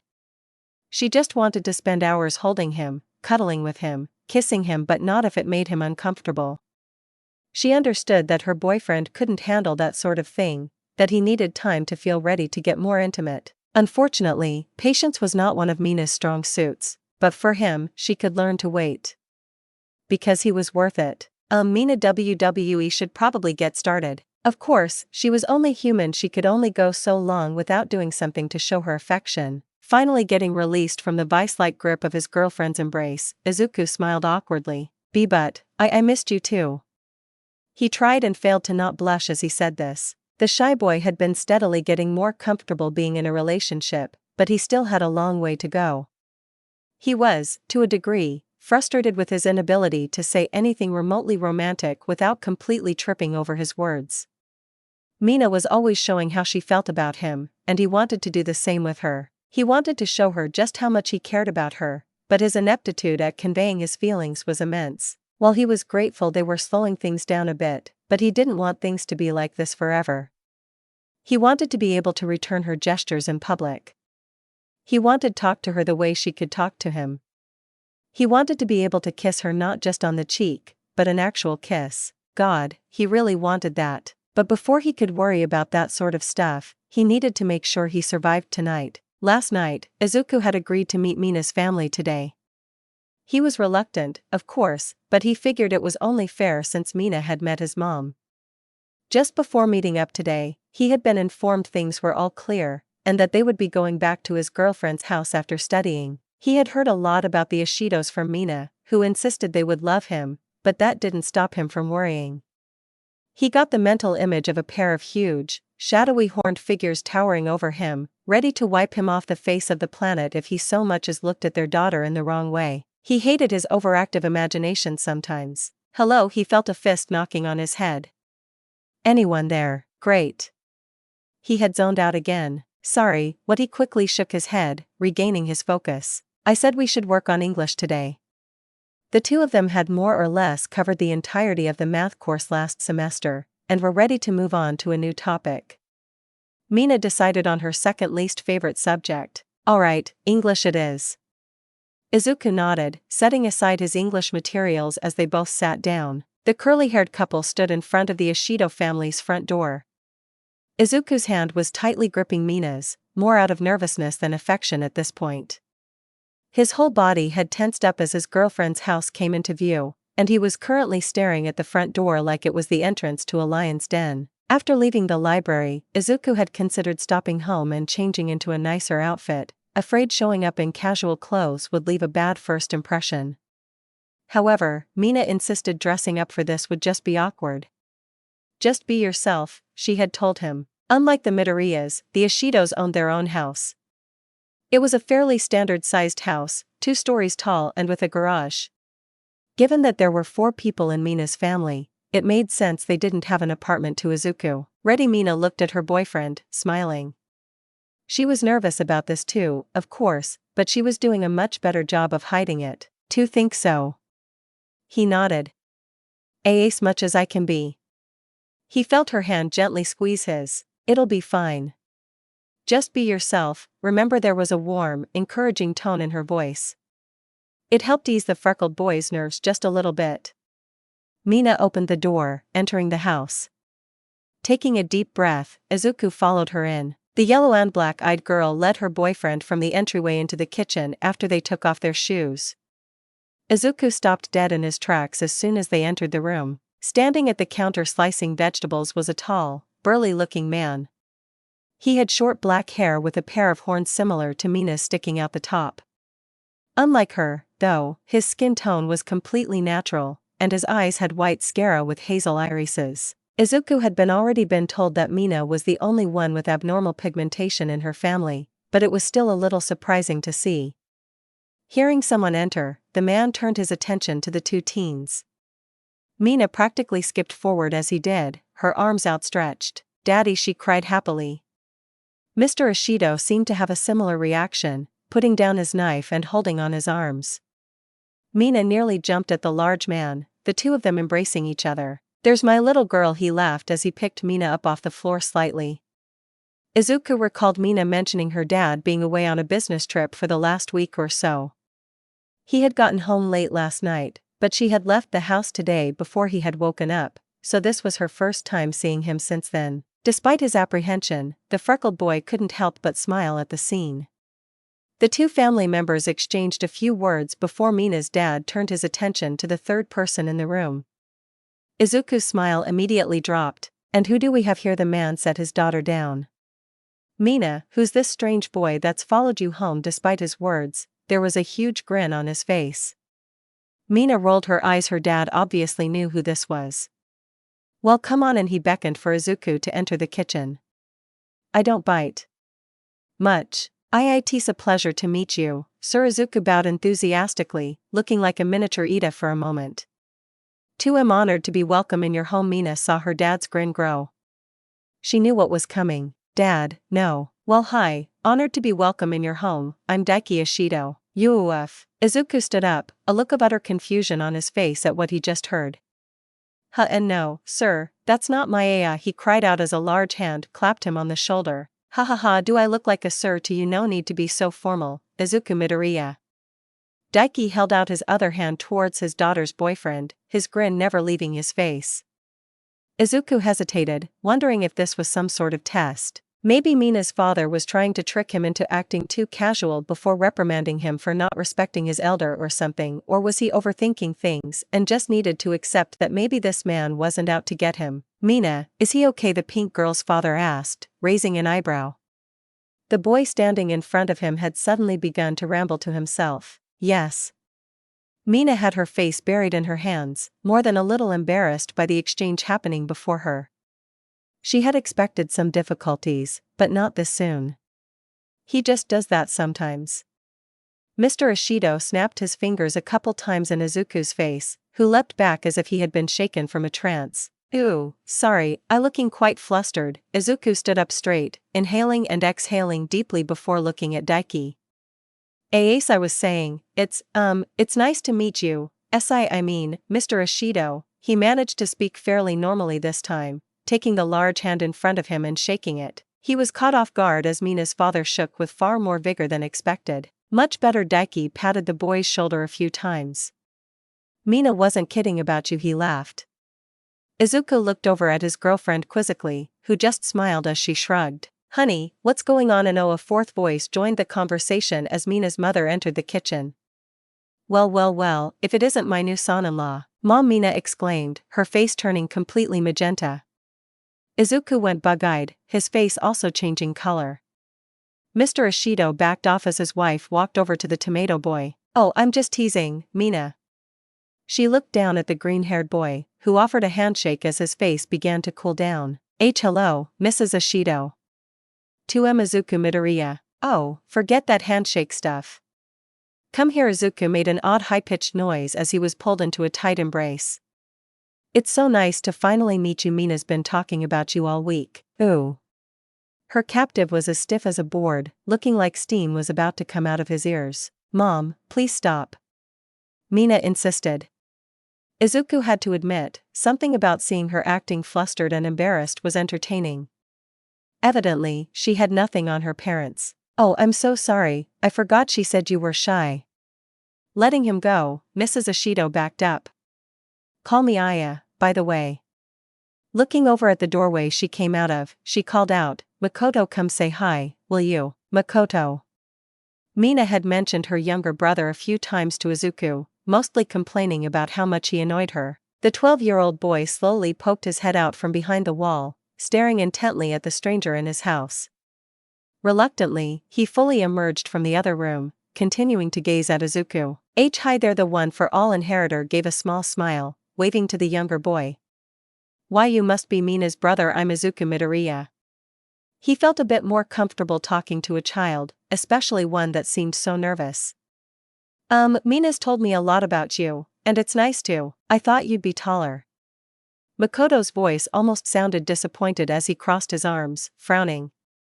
Izuku's smile dropped. That was not at all the reaction he had expected. Oh, be nice, pipsqueak, Mina said, turning to Izuku. Don't let him fool you, he's actually a huge fan of yours. Am not the youngest. Ashido quickly turned his head away. R2. Am not. R2. Am not. R. Okay, that's enough, you two. Mr. Ashido spoke up. Your mother and I need to finish getting dinner ready. Mina, why not give Izuku here the grand tour? We'll come get you when the food's ready. Sounds good. Come on, Izu. She was eager to get the flustered boy away from her zany family for a bit. He clearly was getting overwhelmed by their antics. Izuku nodded, letting her lead the way as they left the kitchen. He's a sweetie, Aya said to her husband after they left the room. She noticed Makoto stared after the couple. And where do you think you're going? Her voice suddenly grew stern. Her son stopped in his tracks, sheepishly looking at her. You're staying here and helping, Makoto. The ram-horned boy groaned. Do I have to? He complained. Makoto. Daiki's voice sounded equally firm. Listen to your mother. The two adults weren't blind. They could tell their daughter's boyfriend was somewhat awkward, and they wanted to let him and Mina get some time alone to settle in. They'd have plenty of time to get to know the boy over dinner, after all. Fythian. Makoto slouched, dragging his feet into the kitchen. And try to behave yourself tonight, please. We want Izuku to feel welcome, his mother added. Yeah, sorry about that. Mina sighed, shaking her head as she and Izuku got upstairs. They're a handful, I know. It's fine. Izuku took a few breaths, trying to calm himself down. He hated being the center of attention. However, he found himself smiling. They're very you. Given his first impression of Mina's parents, he could understand why she was the way she was. They both had that same positive energy that he liked so much about her, even if it could be a bit too much sometimes. And they seemed to like me. All his fears from before were quickly fading from his mind. Looking back, it seemed ridiculous that someone like Mina would have scary parents. Told you they would, dude.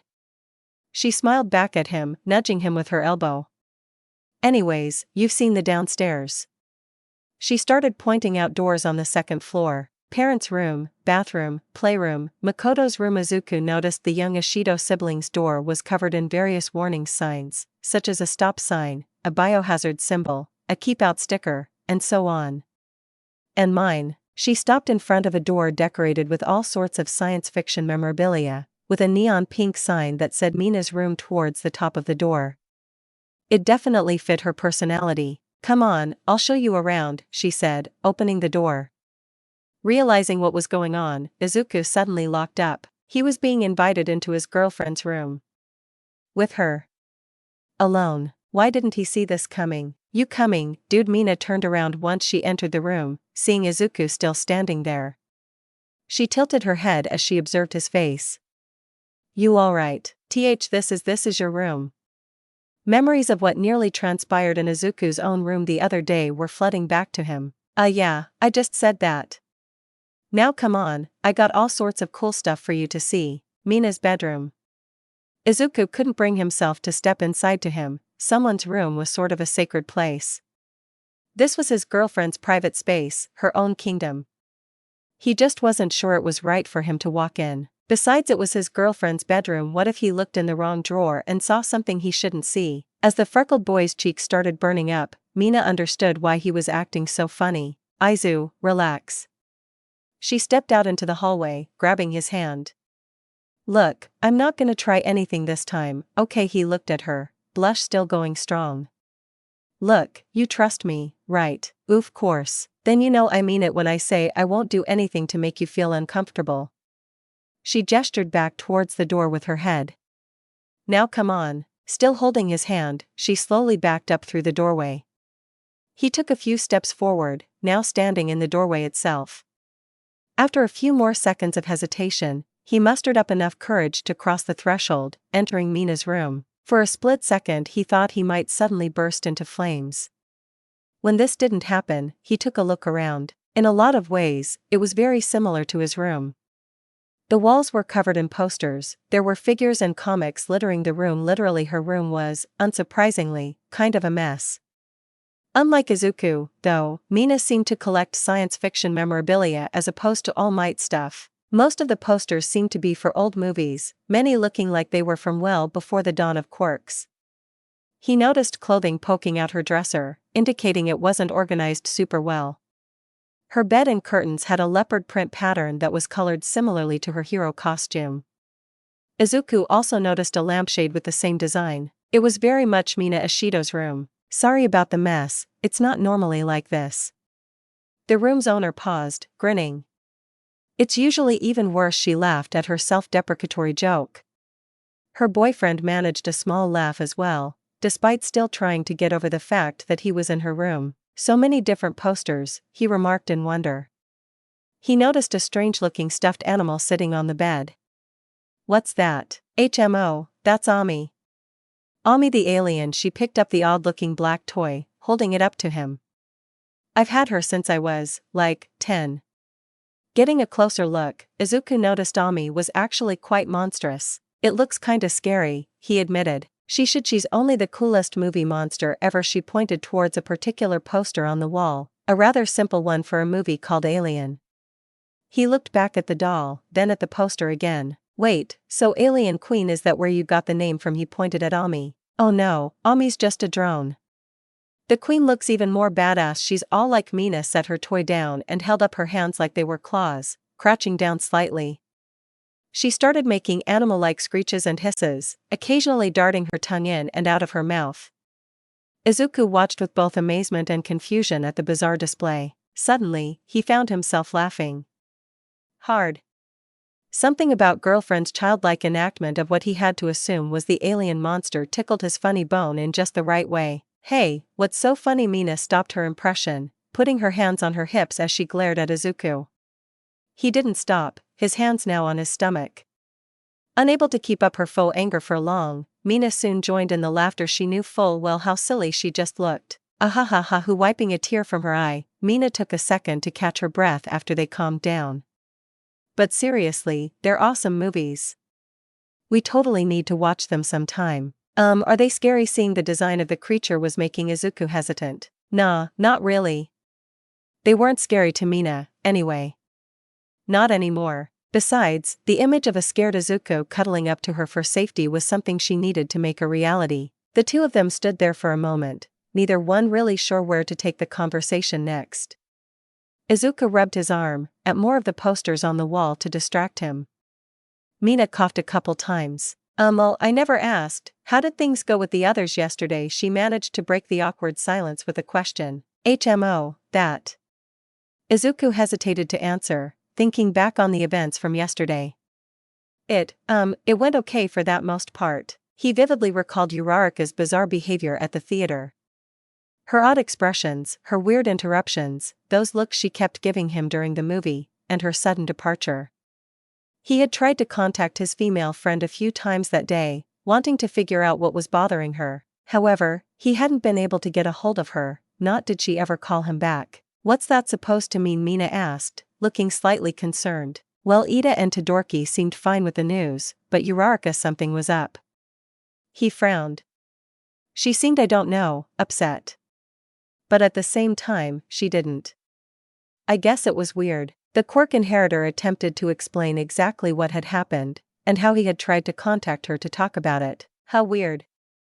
The two of them had sat down on the edge of her bed partway through the conversation. The acid girl stroked her chin, trying to think what might be bothering her normally cheerful friend.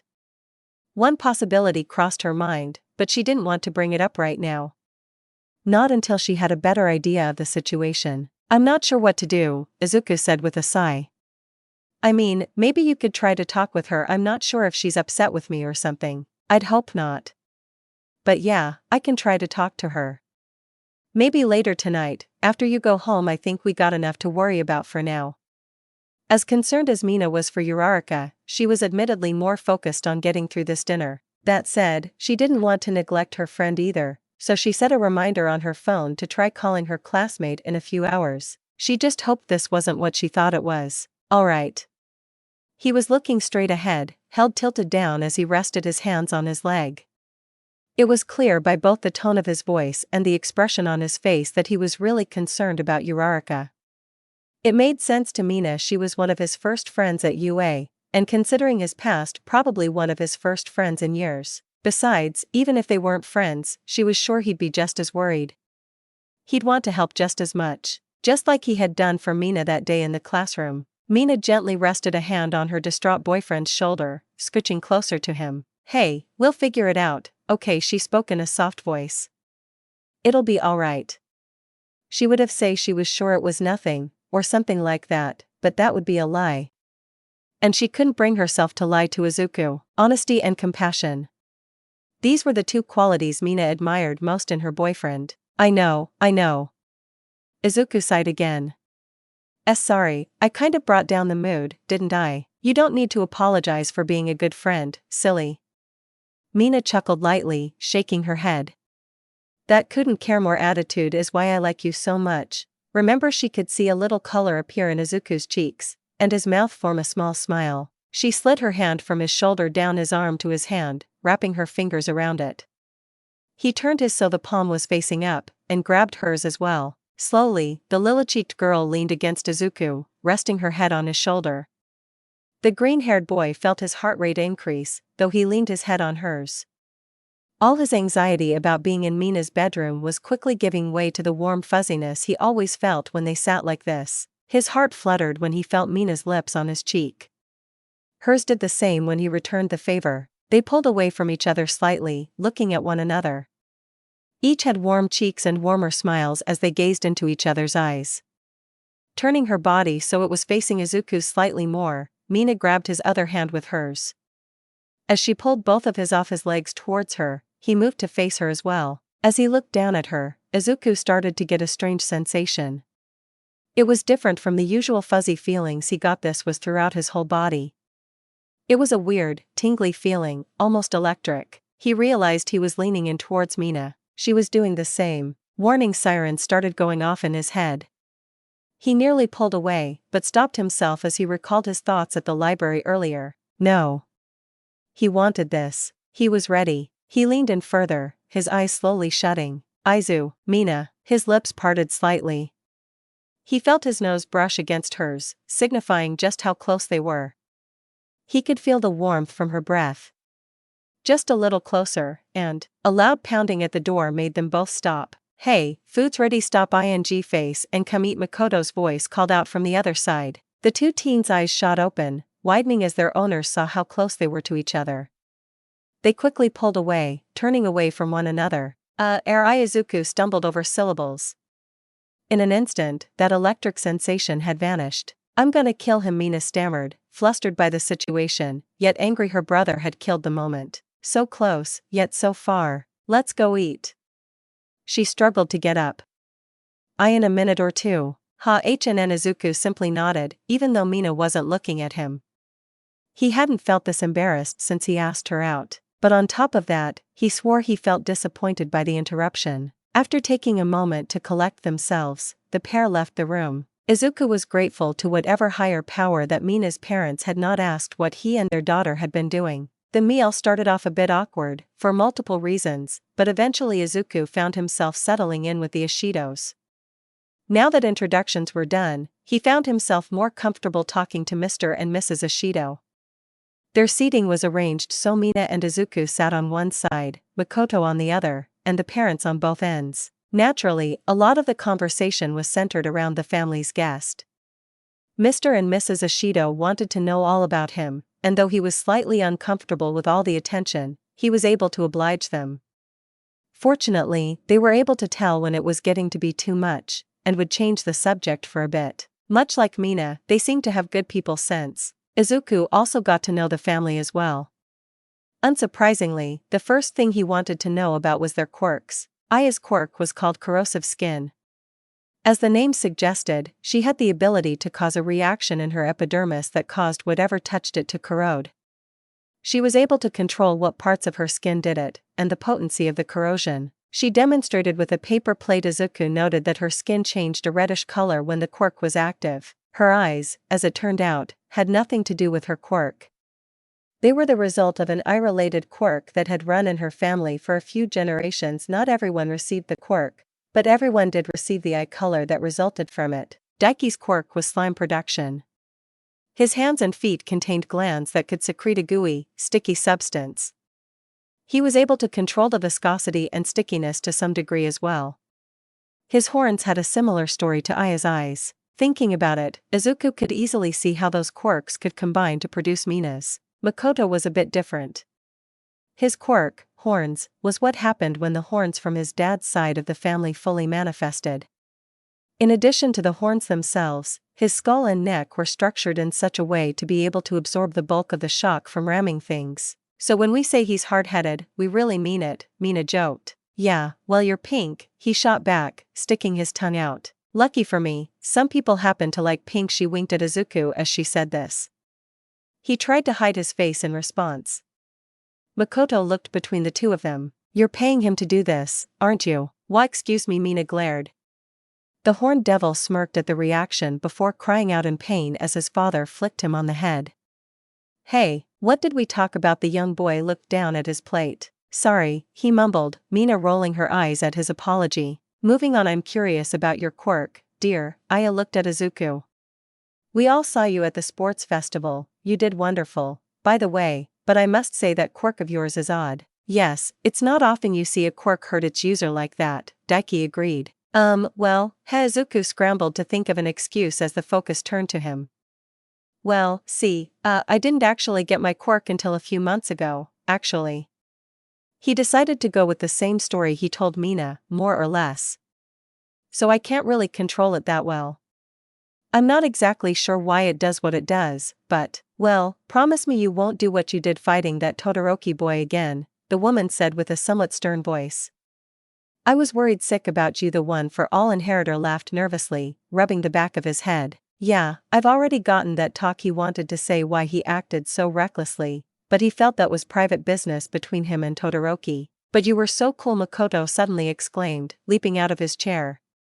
His crude demeanor had been instantly replaced with childlike amazement. You were all like smash boom. He started making exaggerated hand motions to demonstrate an explosion.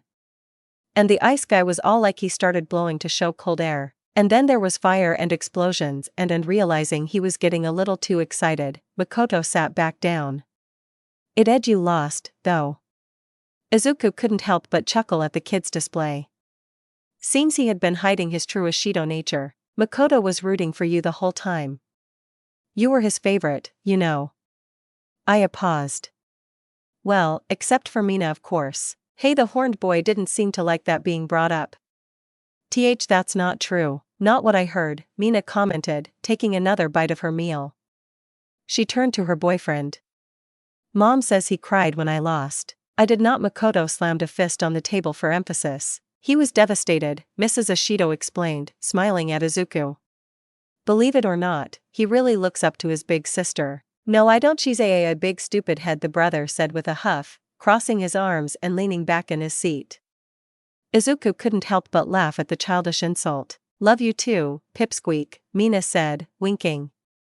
Despite the constant bickering, Izuku could tell the two of them did care about each other, in their own way. Makoto remained silent, returning to his meal. I think she's pretty great too, Makoto, Izuku said to him, trying to cheer him up a bit. She'll definitely make a great hero. Oh, stop it, you. Mina nudged him, a bit of lilac in her face.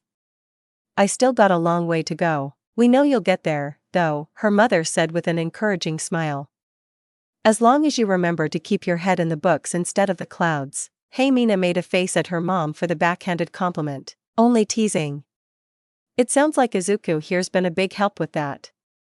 Her daughter beamed. You bet you should hear his math villain analogy. And now Mina, I don't think we need to. The evening went on like this for quite some time. The Ashidos seemed a bit rough in some places, Izuku thought, but that's what made them, well, them.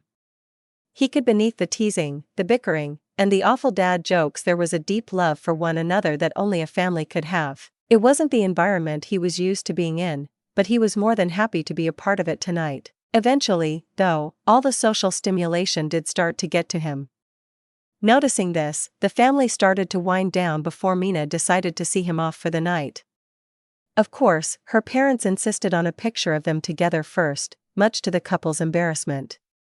Makoto also made sure to ask Izuku for an autograph before he left. Finally, at about 8:30, the UA students left the house. Mina's parents told Izuku to come back anytime he wanted, saying he was part of the family now. Sheesh, I thought they'd never let us leave, Mina said as they walked down the road. She looked at the clearly drained boy next to her. You alright, Izu? He nodded. Yeah, I'm fine. He stifled a yawn. Your family's just a little crazy, Mina finished. Well, that's not the word I would. Relax, dude, I know they are. I've spent my whole life with them, after all. She laughed for a moment, then put on a more serious face. I just hope it wasn't too much. Not at all, her freckled companion insisted. I mean, it was definitely different from what I'm used to, but in a good way, like, they made me feel really welcome, like I was, well, part of the family. He gave a big, sheepish smile as he rubbed the back of his neck. I'd love to do this again sometime. Mina smiled back, relieved that he had enjoyed himself. Well, I'm sure they'd be fine with that. They really liked you, Heck, even Makoto liked you. They both laughed at this. He's really something, huh? Yeah, that's one way of putting it. She shook her head, but kept her smile. Still, I can't help but love him. Even if he is a massive pain. The conversation continued the whole walk to the train station. It continued the entire train ride after Mina decided to ride with her boyfriend. It even continued for the entirety of the walk back to Izuku's apartment, the couple now walking hand in hand. Finally, they found themselves standing outside the Midoriya residence. Oh. We're here already, Mina sounded rather disappointed, despite the fact she had been with Izuku for over 30 minutes now. She turned to her companion. Well, guess I'll see you later, then. Yeah. Izuku upset as well. They stood in front of the door for another moment, hands still together. We should, probably let go of each other now, how the horned girl noted. Yeah. Another moment passed, and their positions did not change. Memories of early that evening began creeping into both of their heads. Hey Iza, they were now looking in each other's eyes once again. You remember earlier, in my room, right before my brother knocked? Yeah. The green-haired boy said for the third time. The temperature seemed to be rising for some reason. We got a little close there. She slowly took hold of Izuku's other hand, pulling both of them forward a bit so both of their hands were being held at about chest level. It kinda started like this, didn't it? She could feel a blush creeping onto her face. Izuku's cheeks had turned considerably red by now, and his whole body had tensed up a bit. He could feel it again. That odd, electrical sensation had coursed through his whole body, almost like his full cowl. He gazed deeper into his girlfriend's eyes. Pools of glistening black with aisles of gold in their centers. From the day they met he had found them fascinating, even before he really knew her. But now they were beautiful. She was beautiful. Izuku suddenly felt a jolt through his heart. He couldn't risk another interruption this time. And then we sorta leaned in and Mina stopped mid-sentence as the boy in front of her quickly moved his head forward, planting the tiniest kiss directly on her lips before moving back. She stared at him for what felt like an eternity, mouth slightly ajar as her eyes widened. Izuku stood perfectly still, face beet red as he felt sweat start to form on his forehead. He had done it. He had actually done it. Another few seconds passed, neither student's expression changing. The red-faced boy began to suspect he had made a mistake. He let go of her hands, holding them up as if to shield himself. As he did, Mina's brain finished processing what just happened. A flood of emotion poured through her mind as she tried to come to terms with it. Izuku Midoriya had just stolen her first kiss. Her lips were still tingling, even though it had lasted less than a second. She could feel it, taste it, and she wanted more. Amina, IMMPH. He didn't get the chance to finish his apology before the pink statue in front of him sprang to life, grabbing the sides of his face before pulling him in for a much deeper kiss. The boy panicked initially, arms flailing as he tried to accept what was happening. Seconds later, though, a wave of euphoria washed over him, calming his mind instantly. That electrical feeling amplified to the point that his entire body felt numb. Slowly, his eyes shut as he brought his arms down, wrapping one around her back and resting one on the back of her head. He could taste her lips as they pressed against him, a sweetness greater than any dessert he had ever eaten. He pushed his lips against her, taking in that sweet flavor even more as he smiled. He could feel Mina smiling as well. She made soft, pleasant sound as she felt his mouth press into hers. She was experiencing the same sensations her boyfriend was, and she couldn't get enough. They stayed lip-locked for nearly a full minute before separating, more to breathe than anything else. Their hands remained in the same positions as they stared at each other, faces full of color. Wow was all Izuku could manage to say. Yeah, wow. They held each other for a while longer, debating going in for a second round. Despite the euphoric high they were both experiencing, they remembered their conversation the other day, and decided against it. Eventually, after they came down enough to function, Mina spoke. Well, I should probably get going now. For real this time. Reluctantly, the couple separated, Mina keeping one hand on Izuku's cheek for as long as possible when they did. She backed up a few steps, waving with her individual fingers as she did. Bye, BB. Bye. Her boyfriend lazily waved back, a huge, goofy smile on his face. Eventually, she turned around and finally left for the night. Izuku stood outside for a few more minutes, reflecting on what just happened. He brushed his fingers against his lips, the feeling of Mina's mouth against them more than fresh on his mind. He was the luckiest guy in the world. Once he felt able to move his legs again, the love-struck boy staggered into his house, looking almost drunk as he walked to his room. The smile didn't leave his face for the rest of the night. Izuku hummed a tune to himself as he cracked open a pair of eggs. Their contents fell into the oiled pan below them, sizzling as they hit the surface and began to cook. As the viscous liquid began to solidify, the cheerful boy moved over to the fridge, pulling out some juice. Setting the bottle on the table, he returned to the eggs just in time to flip them over. He let them sit for a few more seconds before scooping them out onto a plate and turning off the stove. As soon as he did, he heard a sound as 2 slices of toast popped out of the nearby toaster. Grabbing them, as well as some butter, the boy returned to the table and set the food down. He continued to hum happily as he ate his breakfast, pausing to check his phone as he felt a buzz. Smiling even more as he read it, he sent a quick response before setting the device down and resuming his meal. It was a little past 8 a.m., and the events of last night were still fresh on Izuku's mind. The memory played in his head like a movie. There he was, just outside his apartment door with the most wonderful girl ever, hands held together as they locked eyes. He vividly recalled that tingling, electrical feeling that rocked his whole body, and of course, he remembered the kiss, his first real kiss. The freckled boy brushed a few fingers against his lips, unable to contain a small giggle as he experienced remnants of the sensations he felt in that moment. He could still feel those tender lips, taste their sweetness, hear that soft, happy sound she had made. A joy-filled sigh escaped his lips. Mina. While Izuku certainly didn't think his feelings for Mina had lessened at all in the past couple days, her sudden decline in physical affection had been noted. Of course, it had been because of him, and he was extremely grateful she had respected his request to slow things down. But that was the thing he had said: slow down, not stagnate. He wanted to be able to be intimate with his girlfriend, but only when he felt ready. Well, he had felt ready last night. One reason he was recalling the kiss with such fondness was how it had started. He, shy little Izuku, had actually gathered enough courage in his heart to initiate. It wasn't like the day he asked Mina out. He had done that without being fully aware of his actions.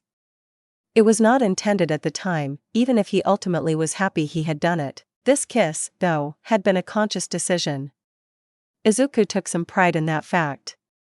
His struggles with conveying his feelings to Mina frustrated him, and he was proud that he had been able to get some of them out in a pretty big way. To him, the first kiss was a major milestone for a relationship, and he had been the one to reach it first, in a manner of speaking. It was like the first time he managed to use one for all without hurting himself, that first step that made him think, I can do this.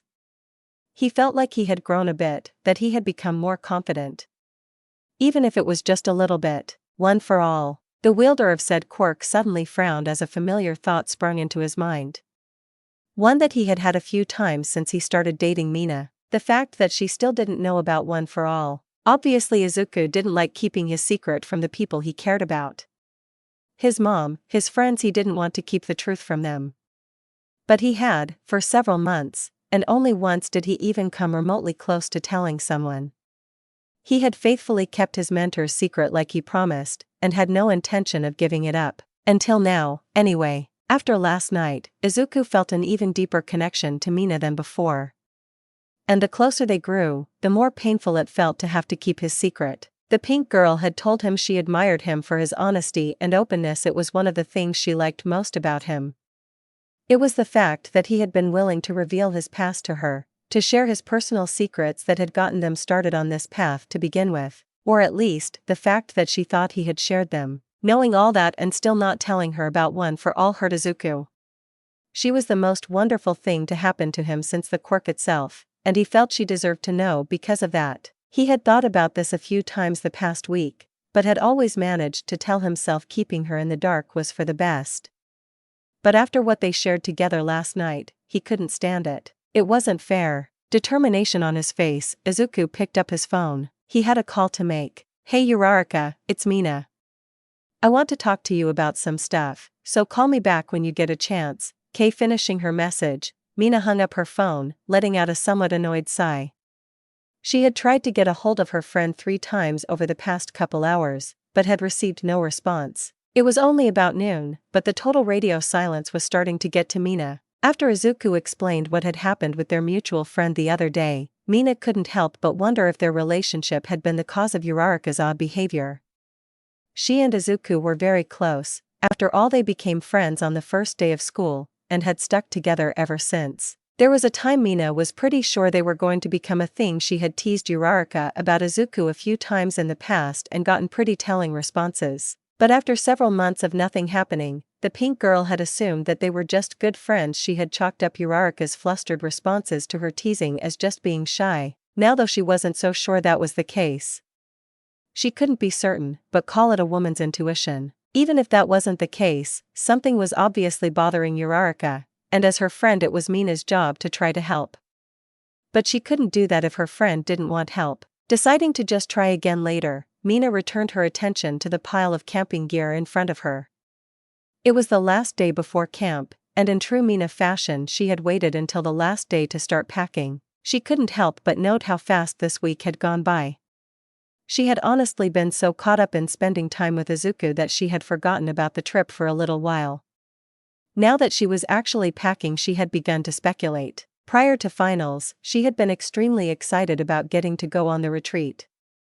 A week-long getaway with all her friends sounded like a blast. Now, though, she was honestly a little nervous. Mr. Aizawa had described it as a boot camp, and on top of that Mina was getting fronted with even more work than the rest of the class. Of course, she only had herself to blame for that. Given UA's often unorthodox training methods, especially after the villain attack on the USJ, Mina began to suspect this retreat would be anything but fun. But at the same time, she was still looking forward to it. She had ultimately come to UA to learn how to be a hero, not laze around with buddies. Plus, this was her chance to redeem herself after the finals, to show that she was ready and willing to step up and improve. Of course, there was one thing that bothered her about it.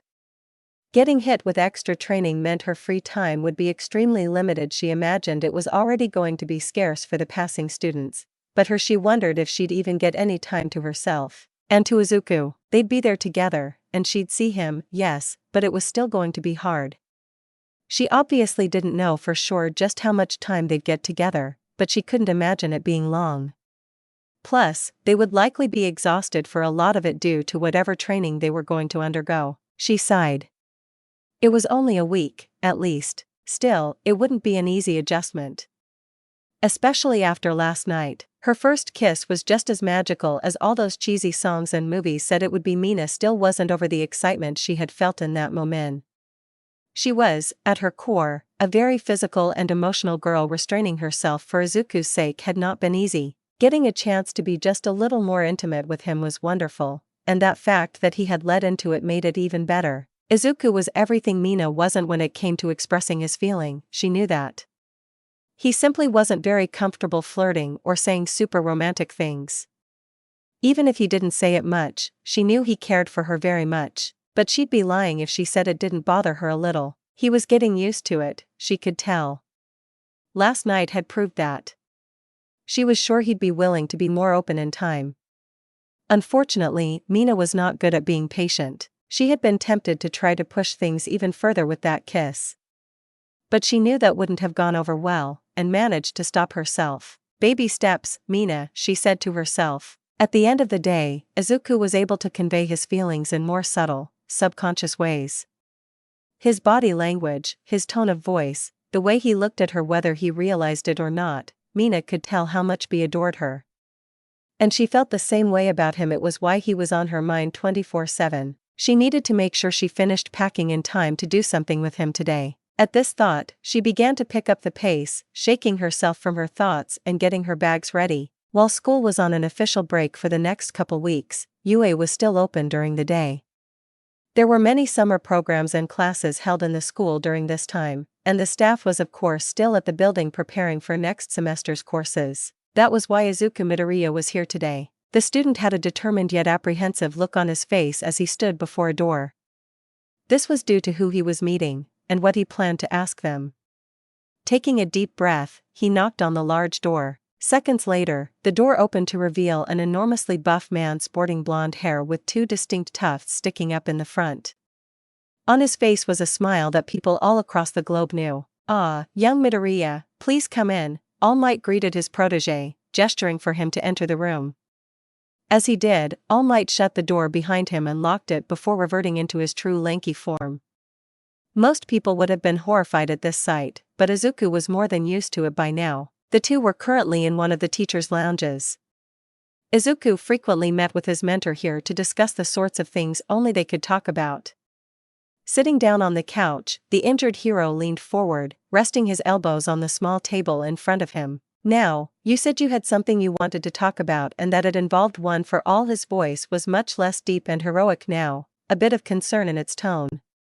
Izuku had called All Might a few hours ago, saying they needed to talk. It had taken some work for the UA teacher to find some free time, but he managed to squeeze something into his schedule. Wise, Izuku nodded as he stood before his quirk's previous wielder. "It's well," see, he cursed himself for being unable to speak right at a time like this. "It's about Mina Ashido," he managed to get out. All Might looked perplexed. Young Ashido, what about her? While the number one hero didn't try to be too nosy about his students' lives, he knew a lot about Izuku and the friends he had made. While everyone, excluding Bakugo, seemed to get along well enough in Class 1A, he couldn't say he'd ever seen Izuku and Mina talked much. So why was he talking about her? His blue eyes widened a bit as the first thing that popped into his mind. "Wait, don't tell me she somehow found out about one for all," he exclaimed, panic streaking across his face. No, Izuku rapidly shook his head. "That's not it." His mentor breathed a sigh of relief as he slumped a bit, returning to his normal posture shortly after. "Well, if that's not it, then how does this involve her?" His student looked down a bit. You see, he slapped himself on the cheek, forcing himself to gather his thoughts as he looked back up at All Might. "Mina and I are dating." The last word took some effort to get out. The number one hero stared blankly at the boy for a moment. Of all the things he had expected to hear, that was not one of them. "You and Ashido," he managed to say after a few moments of silent confusion. He hadn't even the slightest inkling that either of the two students were interested in each other in that way. Izuku had certainly never mentioned her before.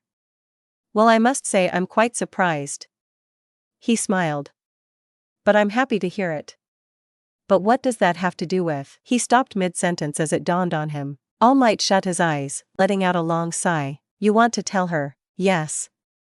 All Might's eyes opened as he gave Izuku a hard look. "Young Midoriya, please." All Might Izuku felt a little bad interrupting his idol, but he had no other choice. Before you say anything, please let me explain why I think she should know." Shutting his mouth, the lanky man was still for a moment. He then gave a small nod, prompting the green-haired boy to begin. Izuku shared just about everything.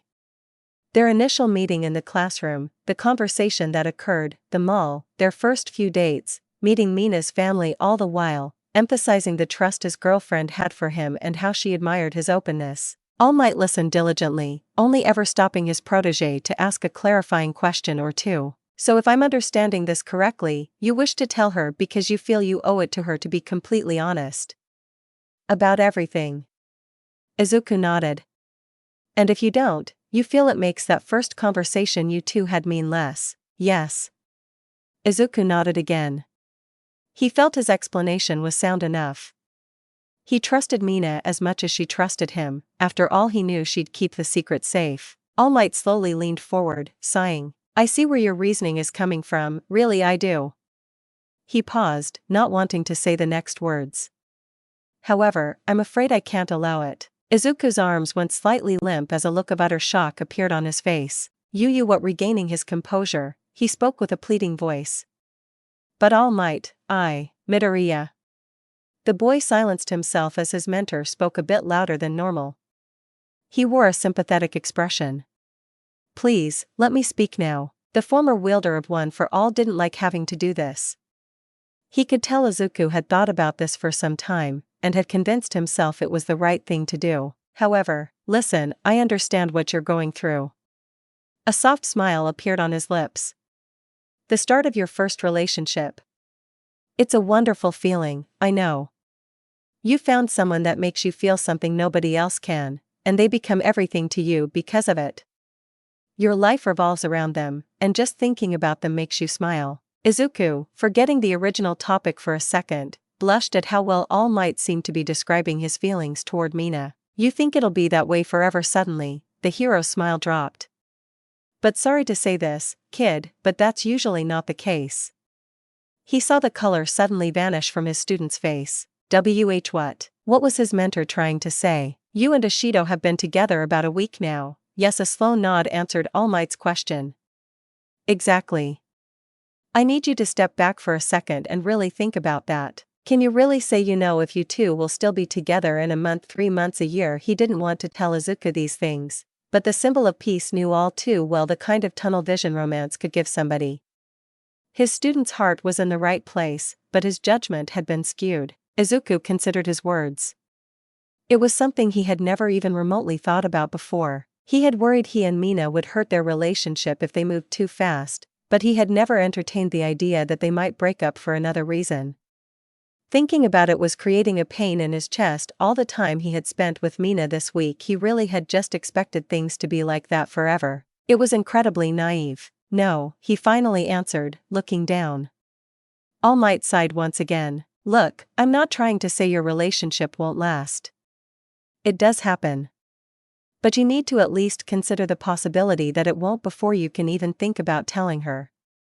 Izuku nodded. It felt like a veil had been lifted from his mind. But even with that in mind, I still think she does. Do you love her, Midoriya? Izuku completely froze up. The question had completely thrown him off guard. He wasn't sure he heard All Might correctly. Mina Ashido. Do you love her? There was a serious look on the older man's face. Can you look me in the eye and, without hesitation, tell me you truly love her? Love. Just the word alone gave Izuku pause. Recovering from his shock, he balled his hands and looked All Might square in the face with conviction. He opened his mouth to answer. Of course he did. No words came out. He closed and opened his mouth a few more times, but no matter what, he couldn't seem to get the words he wanted out. He felt a slight chill run over him. Love? Could he honestly say he felt that way about Mina? He cared about her, yes, but love? He didn't even know what true love was supposed to feel like. Was it even possible to know in such a short time? He broke eye contact with All Might, his gaze falling to the floor. That action told the number one hero everything he needed to know. Of course not. You'd have no way of knowing that so soon.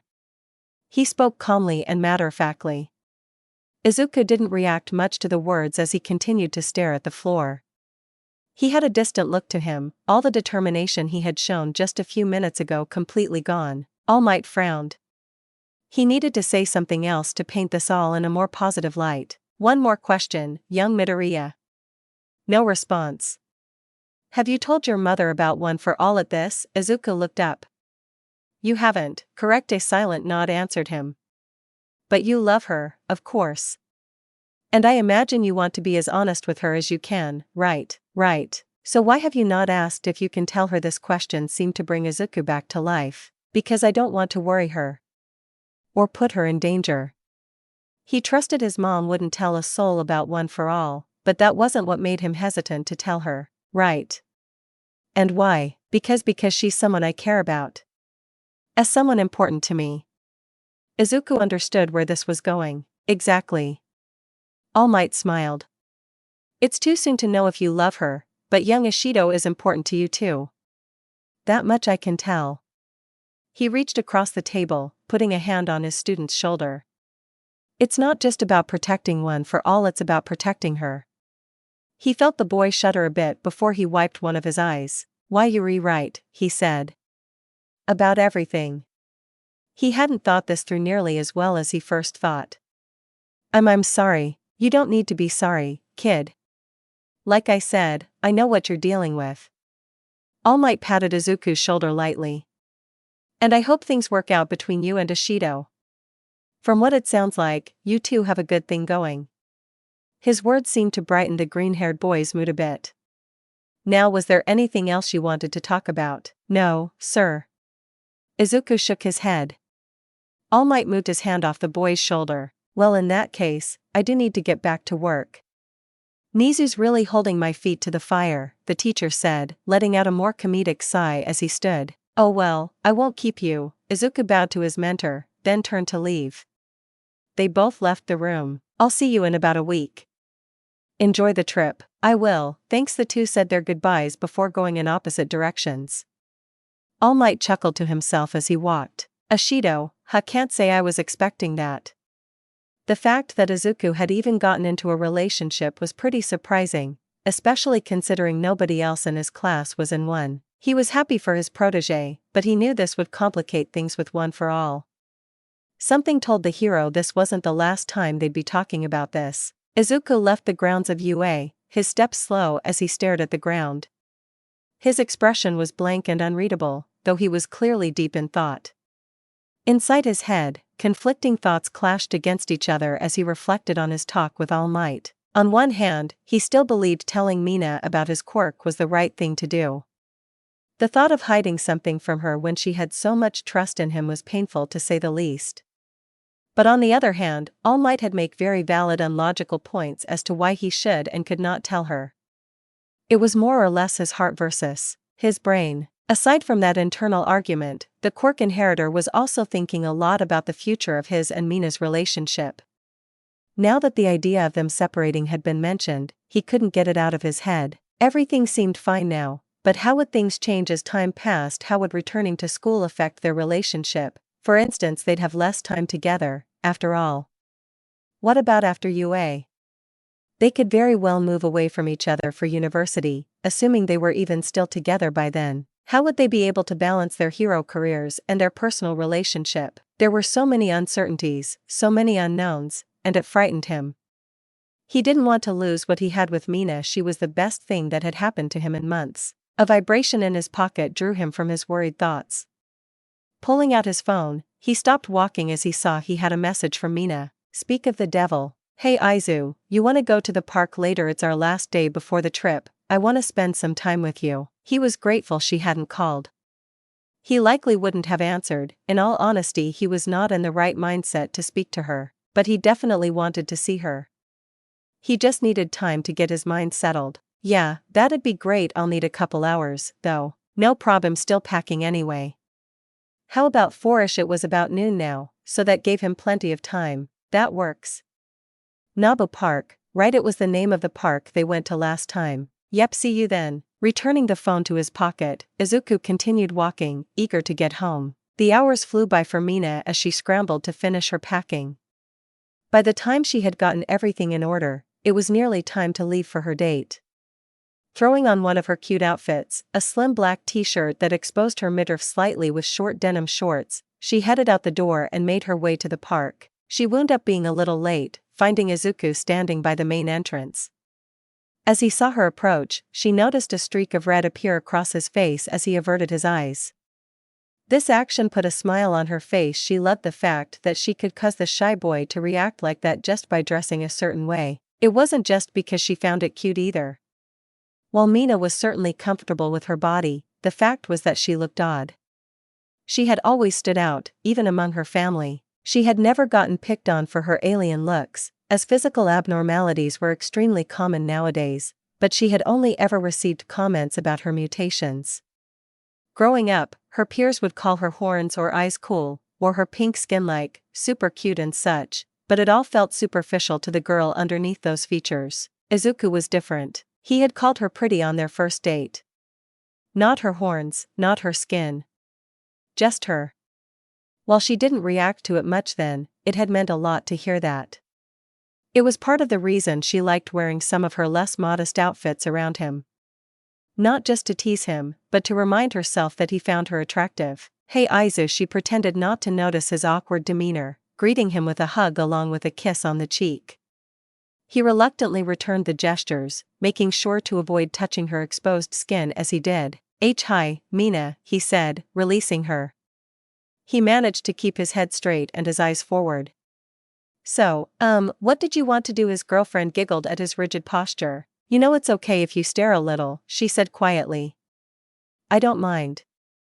These words caused the color in Izuku's cheeks to spread to his entire face. What he tried to feign ignorance. What do you mean? Mina rolled her eyes, a playful grin on her face. You know what I mean. And like I said, it's fine. You're my boyfriend, after all. Despite her confident attitude, the pink girl could stop herself from blushing a little.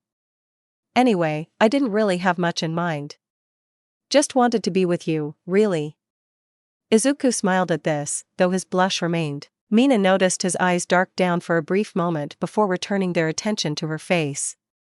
She knew giving her boyfriend permission to check her out could be considered strange, but the fact was she was fine with it. Well, how about we just walk around for a bit? Izuku suggested. Sounds good. The two began walking down one of the many trails throughout Nabu Park. Not long after they started walking, Mina felt a hand grab hers. Somewhat surprised by the gesture, she turned to look at Izuku. He was avoiding direct eye contact with her, a small, shy smile on his blushing face. She moved closer to him as she started to swing her arm back and forth, moving his along with it. The blushing boy was clearly still a little nervous doing this sort of thing in public, but after last night he felt significantly more comfortable with it. It was clear the kiss had affected Mina a bit as well. She was already acting a little more flirtatious than before, and honestly, he didn't mind it. On top of feeling more willing to display his feelings, Izuku recognized that this was the last day they were going to get to spend this much time together for a little while. He was willing to be a bit more open for that reason. He also wanted to distract himself from the thoughts that echoed in the back of his mind. The pair spent the next few hours exploring the park, not really concerned with what they were doing as much as who they were doing it with. They climbed a few trees, swung on some swings, and simply sat back and enjoyed nature. They briefly stopped to grab a bite to eat at some point in the evening before returning to their adventures. Mina was pleased to see Izuku willing to be more open about their relationship. He'd hold her hand, hug her, kiss her cheek. Heck, he even managed to drop a romantic line or two, though his delivery was full of stuttering. She also noticed his eyes start to wander every so often, though he always caught himself shortly after. She teased him about it, of course, but reassured him it was fine. Of course, the sweetest moment had to have been when he presented his girlfriend with a bright pink flower. She had squealed with delight at the gesture, nearly crushing him with a hug. However, Mina couldn't help but notice some oddities in his behavior. She was pretty good at picking up subtleties in voice tone and body language, and she could tell that deep down there was something on Izuku's mind that was bothering him. She had initially decided to let it be, hoping he would eventually just tell her, but as the evening went on, he didn't say a word. This worried her. Izuku wasn't normally one to keep things to himself. It was around 7:30, and the couple was currently sitting against a tree, looking out at one of the park's larger ponds. Izuku had his arm around Mina, who was curled up against him, head on his shoulder. His head was atop hers, and he held her closer hand with his free one, resting it on his lap. Unfortunately, as comfortable as Mina was, she couldn't shake the feeling something was wrong. Hey, Izu. He was surprised to feel his girlfriend pulling away from him. Sitting up, she turned slightly so she was facing him. Is something bothering you? She decided to be upfront about the problem. You've been acting a little strange today. Izuku froze up. Had he really been that obvious? He hated his subconscious sometimes. Strange, what do you mean? He decided to play dumb first. Well, you sometimes get this weird, distant look on your face, like you're thinking about something. Or you'd react to certain things I'd say with an odd flinch or twitch.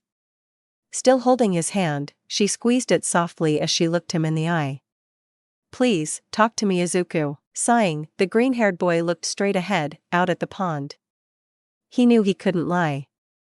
Not about this, anyway. Well yeah, something been on my mind today, he started. I've been thinking, well, us. He felt the hand in his lap tense up. Oh, no, it's not like that, I swear. He looked back at her, frantically assuring her not to get the wrong idea. But, well, it's kind of related to that sort of thing. He sighed, making sure to choose his words correctly. I'm just worried. This week has been one of the best weeks of my life. He put his other hand over Mina's, so he was grasping it with both of his as he looked his girlfriend in her black and gold eyes. You mean so much to me, Mina. So much. Izu, and I'm worried what we have after school starts again and we get busier. We won't. He could feel tears forming. He shut his eyes. Just don't know, and that scares me. He felt a single set of tears fall. He felt a single finger gently touch his tips, prompting to be quiet. Opening his eyes, he saw Mina looking at him with sympathy. Shush, she moved her finger away as it joined the rest of her hand, now cupping the side of his face. She drew closer to him. You're right, the future isn't certain. Neither of us really know for sure what will happen. The pink-haired girl had thought about this sort of thing herself a bit. And you know what, there's nothing we can do about that. She gingerly stroked Izuku's cheek. That's why I don't worry about it much. She smiled softly. Might be part of why my grades are the way they are. She chuckled. But I like to think more about the now. Because I know what's happening now. She pulled her hand free from his, and rested it on the other side of his face. And right here, right now, I know I want to be with you. She leaned in, closing the gap between their lips. She held him there for a few seconds before pulling back just a bit. Their foreheads and noses were touching, and as far as I'm concerned, I'm going to keep wanting that. She moved her head back and forth, rubbing her nose against his. You cute little green bean, you. Izuku was stunned by Mina's words and actions for a moment. However, he soon found himself agreeing with her mindset. She was right. While his concerns were genuine, there was no sense in worrying about them at this time. The future was always unclear, like she said, and if he spent all his time thinking about it, he'd never enjoy the time he had with her now. And if he couldn't do that, what was the point? He could no longer hear those disturbing thoughts. Instead, there was only one thing on his mind now, Mina. Wrapping his arms around her, he pulled her in for another kiss. Mina pushed up against him, making a happy, muffled sigh as she enjoyed the warmth of his embrace and the tenderness of his lips. They remained together like this for several minutes, briefly stopping every so often to breathe. Mina moved her hands behind her boyfriend's head, gently caressing his hair. Izuku gently moved his hands up and down Mina's back, making sure not to go too low as he did. When they finally stopped, they slowly returned to the position they had been in prior. Mina giggled softly as she snuggled Izuku, rubbing her cheek against his. He made a similar sound as they played with each other's hands. All his worries about the future and even one for all were gone for the moment. All that mattered was right here, right now. And right now, he was happy. Izuku and Mina approached the grounds of UA, hands full with bags. It was the day their class left for the training camp, and they were meeting up with the rest of the students outside the school. As the two walked, they spotted their classmates up ahead. It seemed they were going to be the last ones to arrive. Damn, we are running kinda late, Mina said as she took notice of her peers. My bad. The couple had agreed to meet up after getting off their respective trains and walk to school together. Unfortunately for Izuku, Mina ended up running a little late due to her usual morning habits. He had waited about 20 minutes for her. You could have gone on ahead, you know, Mina continued. I wouldn't have minded much. She winked. Oh no, it's fine. We're not that late, really. Besides, Izuku sighed. It gave me some time to prepare myself. The girl at his side gave him a look of concern. You sure you want to do this, dude? Her boyfriend nodded. Yeah. I'd rather tell everyone sooner rather than later. The two of them had decided to announce their relationship to the rest of their class as soon as possible. Well, alright. How did you want to do it then? You want us to just stand in front of everyone and be like, hey guys, we're dating or something? No, that's a little much, Izuku said, shaking his head. Yeah, seems a little over the top, Mina agreed. Well, we don't have to actually say anything. We could just act like, well, us. She moved a bit closer to him. If you're okay with that, I mean. Her hands too preoccupied to grab his, but the freckled boy understood the intent. His cheeks turned a light red but quickly went back to normal. And maybe that's the best way. He wasn't totally comfortable with the idea, but he preferred it to the first option. As they continued to discuss how to address the issue, a somewhat frazzled-looking Kaminari ran up to them. Oh man, there you are. Listen, before anything happens, I just want to say. Midoriya, a voice cried out before something small and purple slammed into Izuku, shoving him back several feet. Nearly losing his balance, he felt something clutching at his shirt. Looking down, he saw Minoru Mineta grasping his clothing as he stared up at the boy, eyes full of some mixture of envy and admiration. How the heck did you do it, man? You gotta tell me. Izuku was completely lost. What are you? Ashido, how'd you score a babe like her? Mineta started shaking the green-haired boy. What's the secret? Flowers chocolate telling her she's got nice boobs. What is it? It took a second for Izuku to process everything, but the second he did his face turned bright red. He opened his mouth to speak, but couldn't form words. Meanwhile, Mina looked like she was ready to sock Mineta in the face. However, before she could, someone else grabbed her. Oh my gosh, I'm so happy for you too. Her Hagakir's cheery voice rang out as she hugged her pink friend. While blushing slightly, Mina turned her head to Kaminari, who was prying Mineta off of Izuku. Kaminari, what did you do? Opened his big mouth. What else? Jiraiya answered, approaching the group. Hey, I didn't. I only told Mineta. The punk girl looked at her brunette friend, rolled her eyes. Yeah, because he's so good at keeping things quiet. She returned her attention to Mina. So yeah, he told Mineta and Mineta basically told everyone. Mina was only half paying attention to Jiraiya as Hagakure rattled off questions in her ear. Kaminari was now dragging Mineta away from the still-stunned Izuku, the perverted student now yelling something about bras. The rest of their classmates were fortunately a little more civil.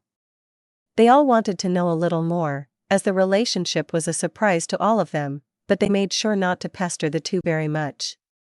Of course, Izuku and Mina were both still quite embarrassed about the whole situation. The commotion only lasted a few minutes before Mr. Aizawa walked out from the school.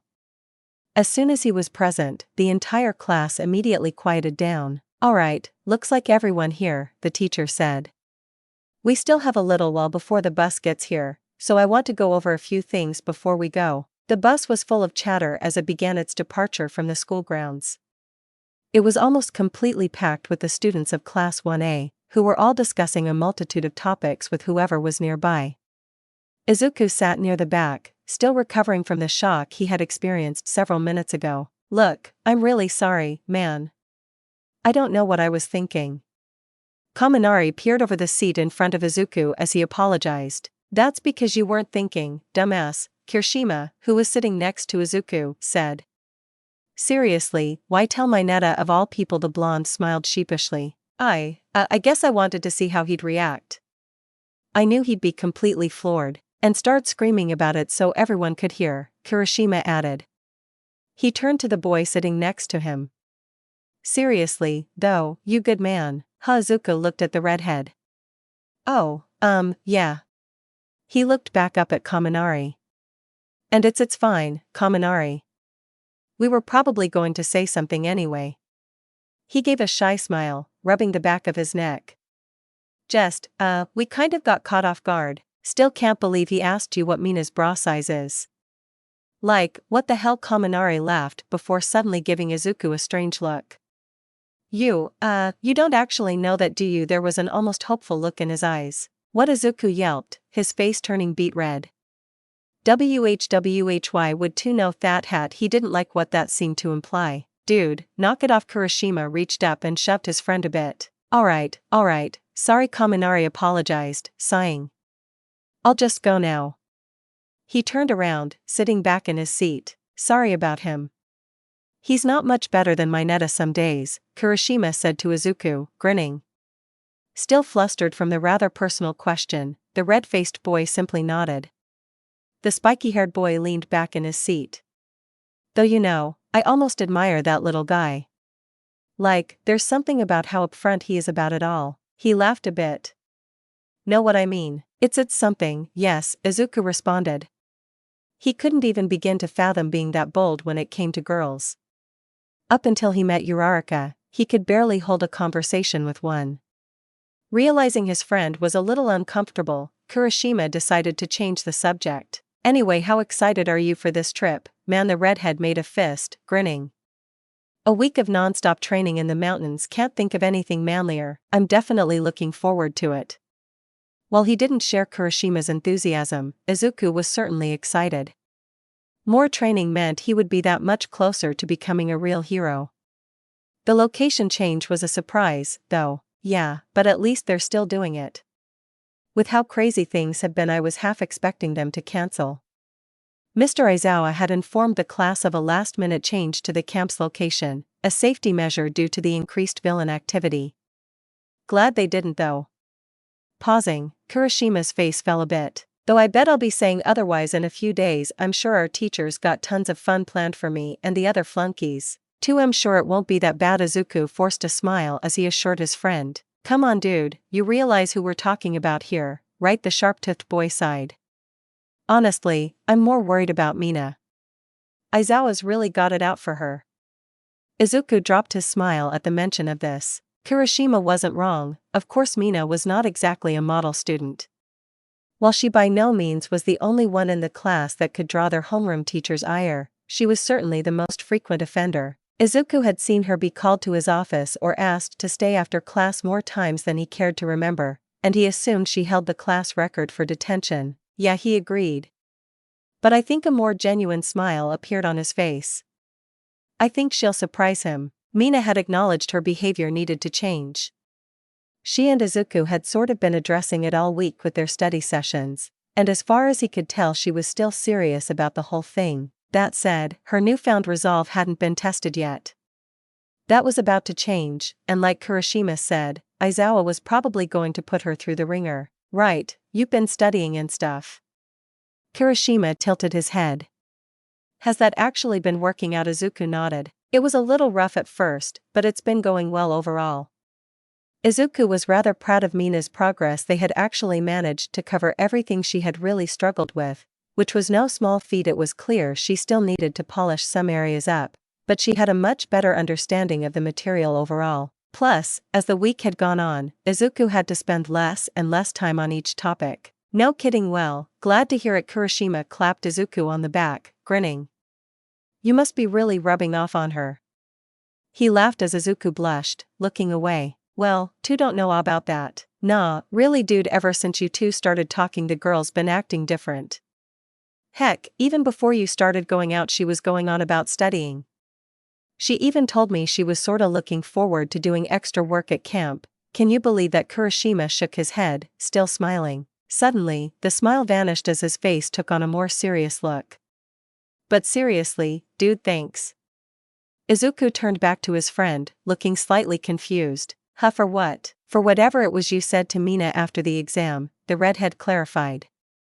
Izuku's eyes widened for a second, then relaxed as he recalled that Mina said she had told Kurashima about that. I don't know exactly what you guys talked about, and I won't ask, but whatever it was clearly something she needed to hear. The hardening quirk user recalled seeing Mina sulking after her exam, but he was too frustrated by his own failure at the time to try to console her. Izuku was silent for a moment, thinking back once again to that day. He had just happened to pass by the classroom, just happened to notice Mina in there. He remembered how eager he had been to get home. He could have very easily just ignored her and moved on. He could have not decided to go into that room and comfort some girl he barely knew, but he did, of course. How could he not after seeing how she looked? I couldn't stand to see her looking so broken, he said quietly.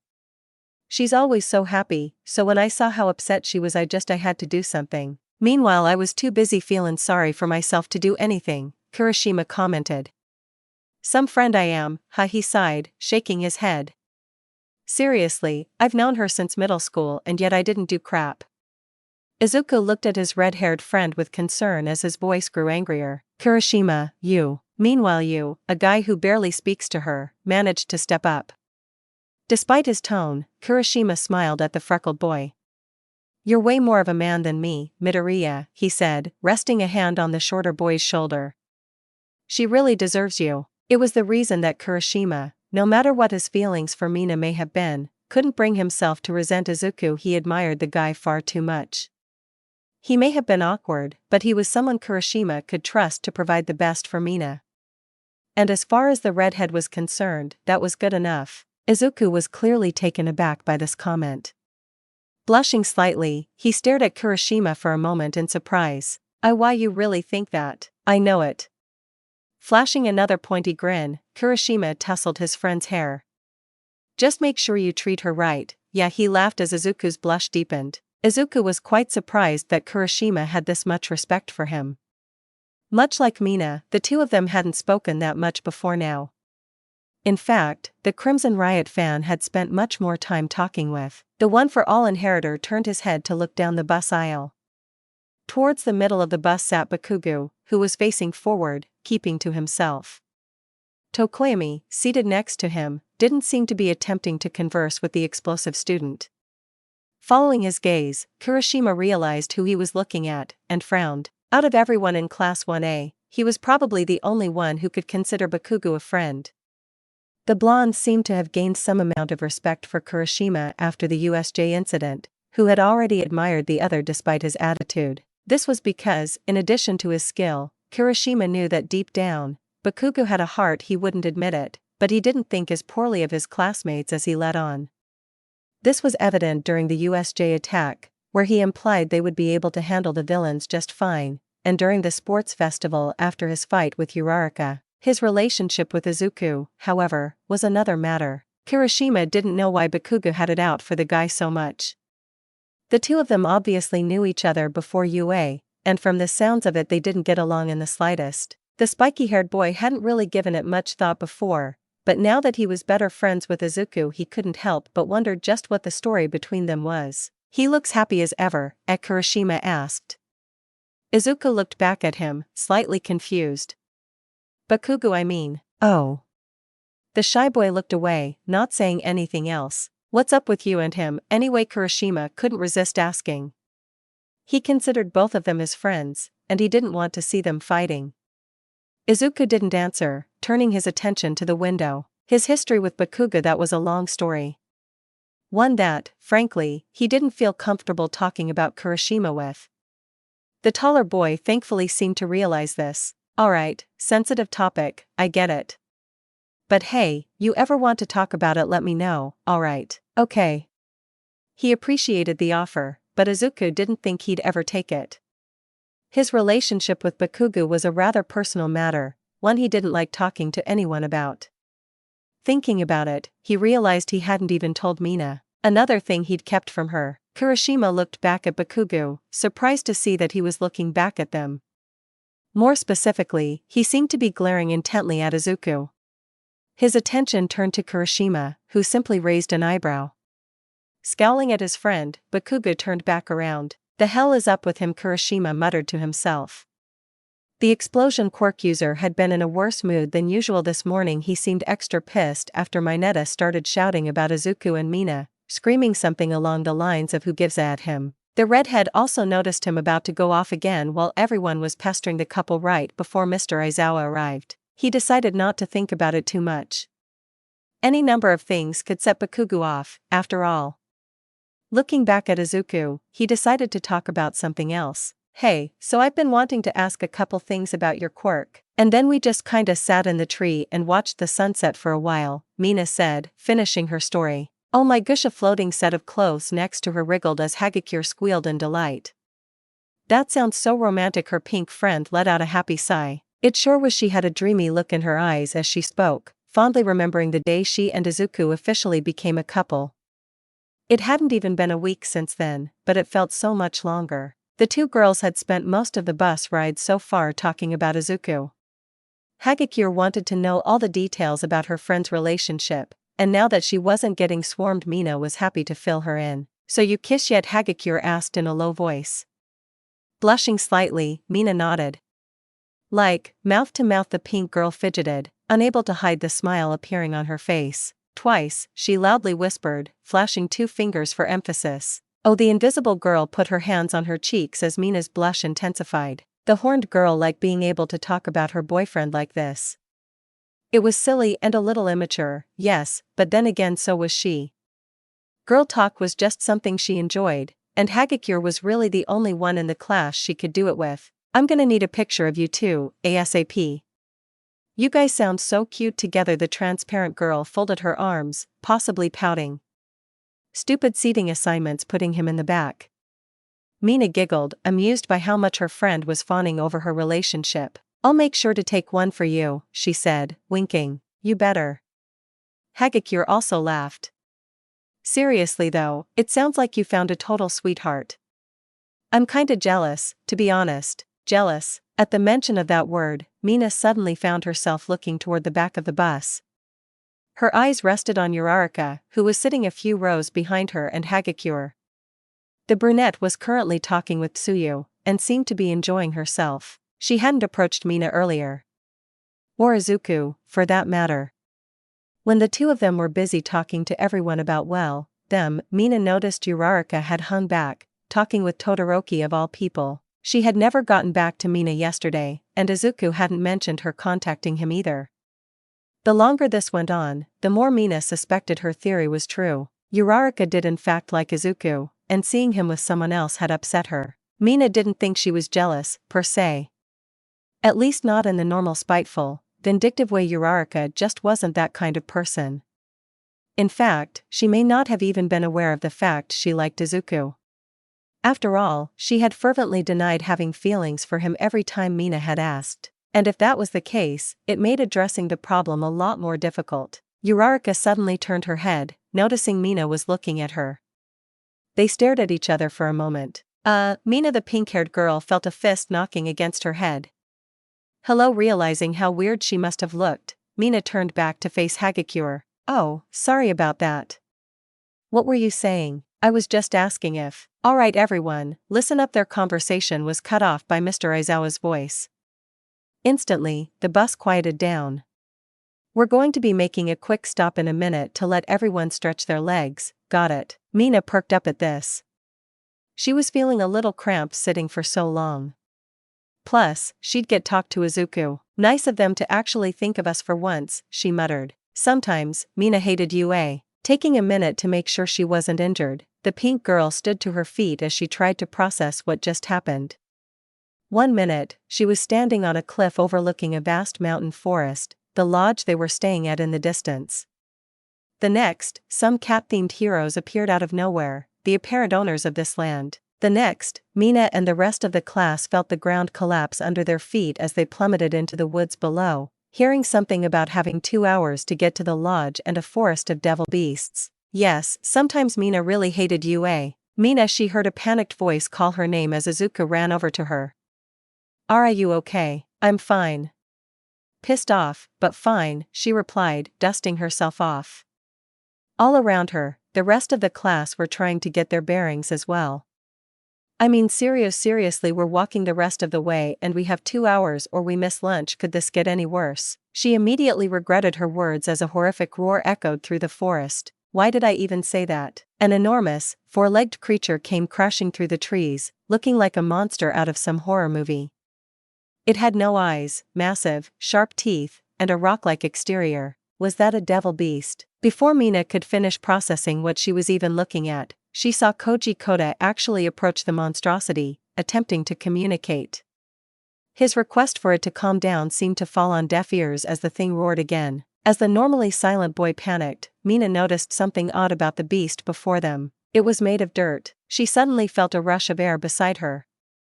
A second late, the earthen creature was in pieces as Izuku, alongside Todoroki, Ida, and Bakugo, blasted through its body. In another second, the 4 of them were charging ahead, leading the pack, like always. Mina clenched a fist. She had barely finished recovering from the sight of the monster, and they had already sprung into action. Not again. Crouching down into a sprinter's position, she readied herself. She wouldn't let herself fall behind anymore. She exploded off her feet, charging after the 4 students. After picking up enough speed, she generated some weak acid in her feet as she began to slide. Behind her, she heard several voices as the rest of the class started moving as well. Ahead of her, more roaring could be heard. There was a flash of light as either Bakugo or Todoroki engaged another beast. Mina continued to skate through the forest, weaving through trees as she went. As she rounded a particularly large tree, her eyes suddenly widened. There was a dirt beast standing directly in her path. And she didn't have time to swerve out of the way. Shit, she cursed. What do I do? What do I? No. She couldn't afford to panic right now. Time seemed to slow as she focused. The creature in front of her was made of dirt and rock, which meant Mina quickly generated the strongest acid she could muster in her hands before hurling 2 globs at the beast. They hit their marks, melting clean through its front legs in seconds. Just before colliding with the beast, which had now fallen forward onto its face, the acid-flinging girl leapt into the air, landing on its head. She rode along its back, her hands releasing more acid down its body as she went. Leaping off its other end, she landed on the ground with a roll, turning to face her opponent, or at least, what remained of it. The earthen beast collapsed in on itself as acid ate away at its body. In seconds, it was nothing more than a pile of inanimate dirt and rock. Taking a few seconds to catch her breath, Mina reflected on what just happened. In those precious few seconds, she had managed to think clearly enough to devise a makeshift plan. It had admittedly mainly been her reflexes at work, but the fact that she thought to attack its legs like that was surprising. Normally, she would have been too panicked to think straight, and her body would have just locked up. What had changed? Why had she felt so much more level-headed? Why? Oh my god. Her mind drifted back to her first study session with Izuku, and the conversation they had about brain workouts. Staring at the smoking pile of dirt in front of her, she started laughing. Well, one math problem down, she said to herself as she turned, hearing more roars in the distance. Way more to go. She charged ahead, a cocky smile now on her face. Thanks for watching my video. Don't forget to like, share, subscribe and comment below your favorite part. Don't forget to support Acidic Affection by 12 Angry Men and his story link in the description. See you in the next video. Sayonara.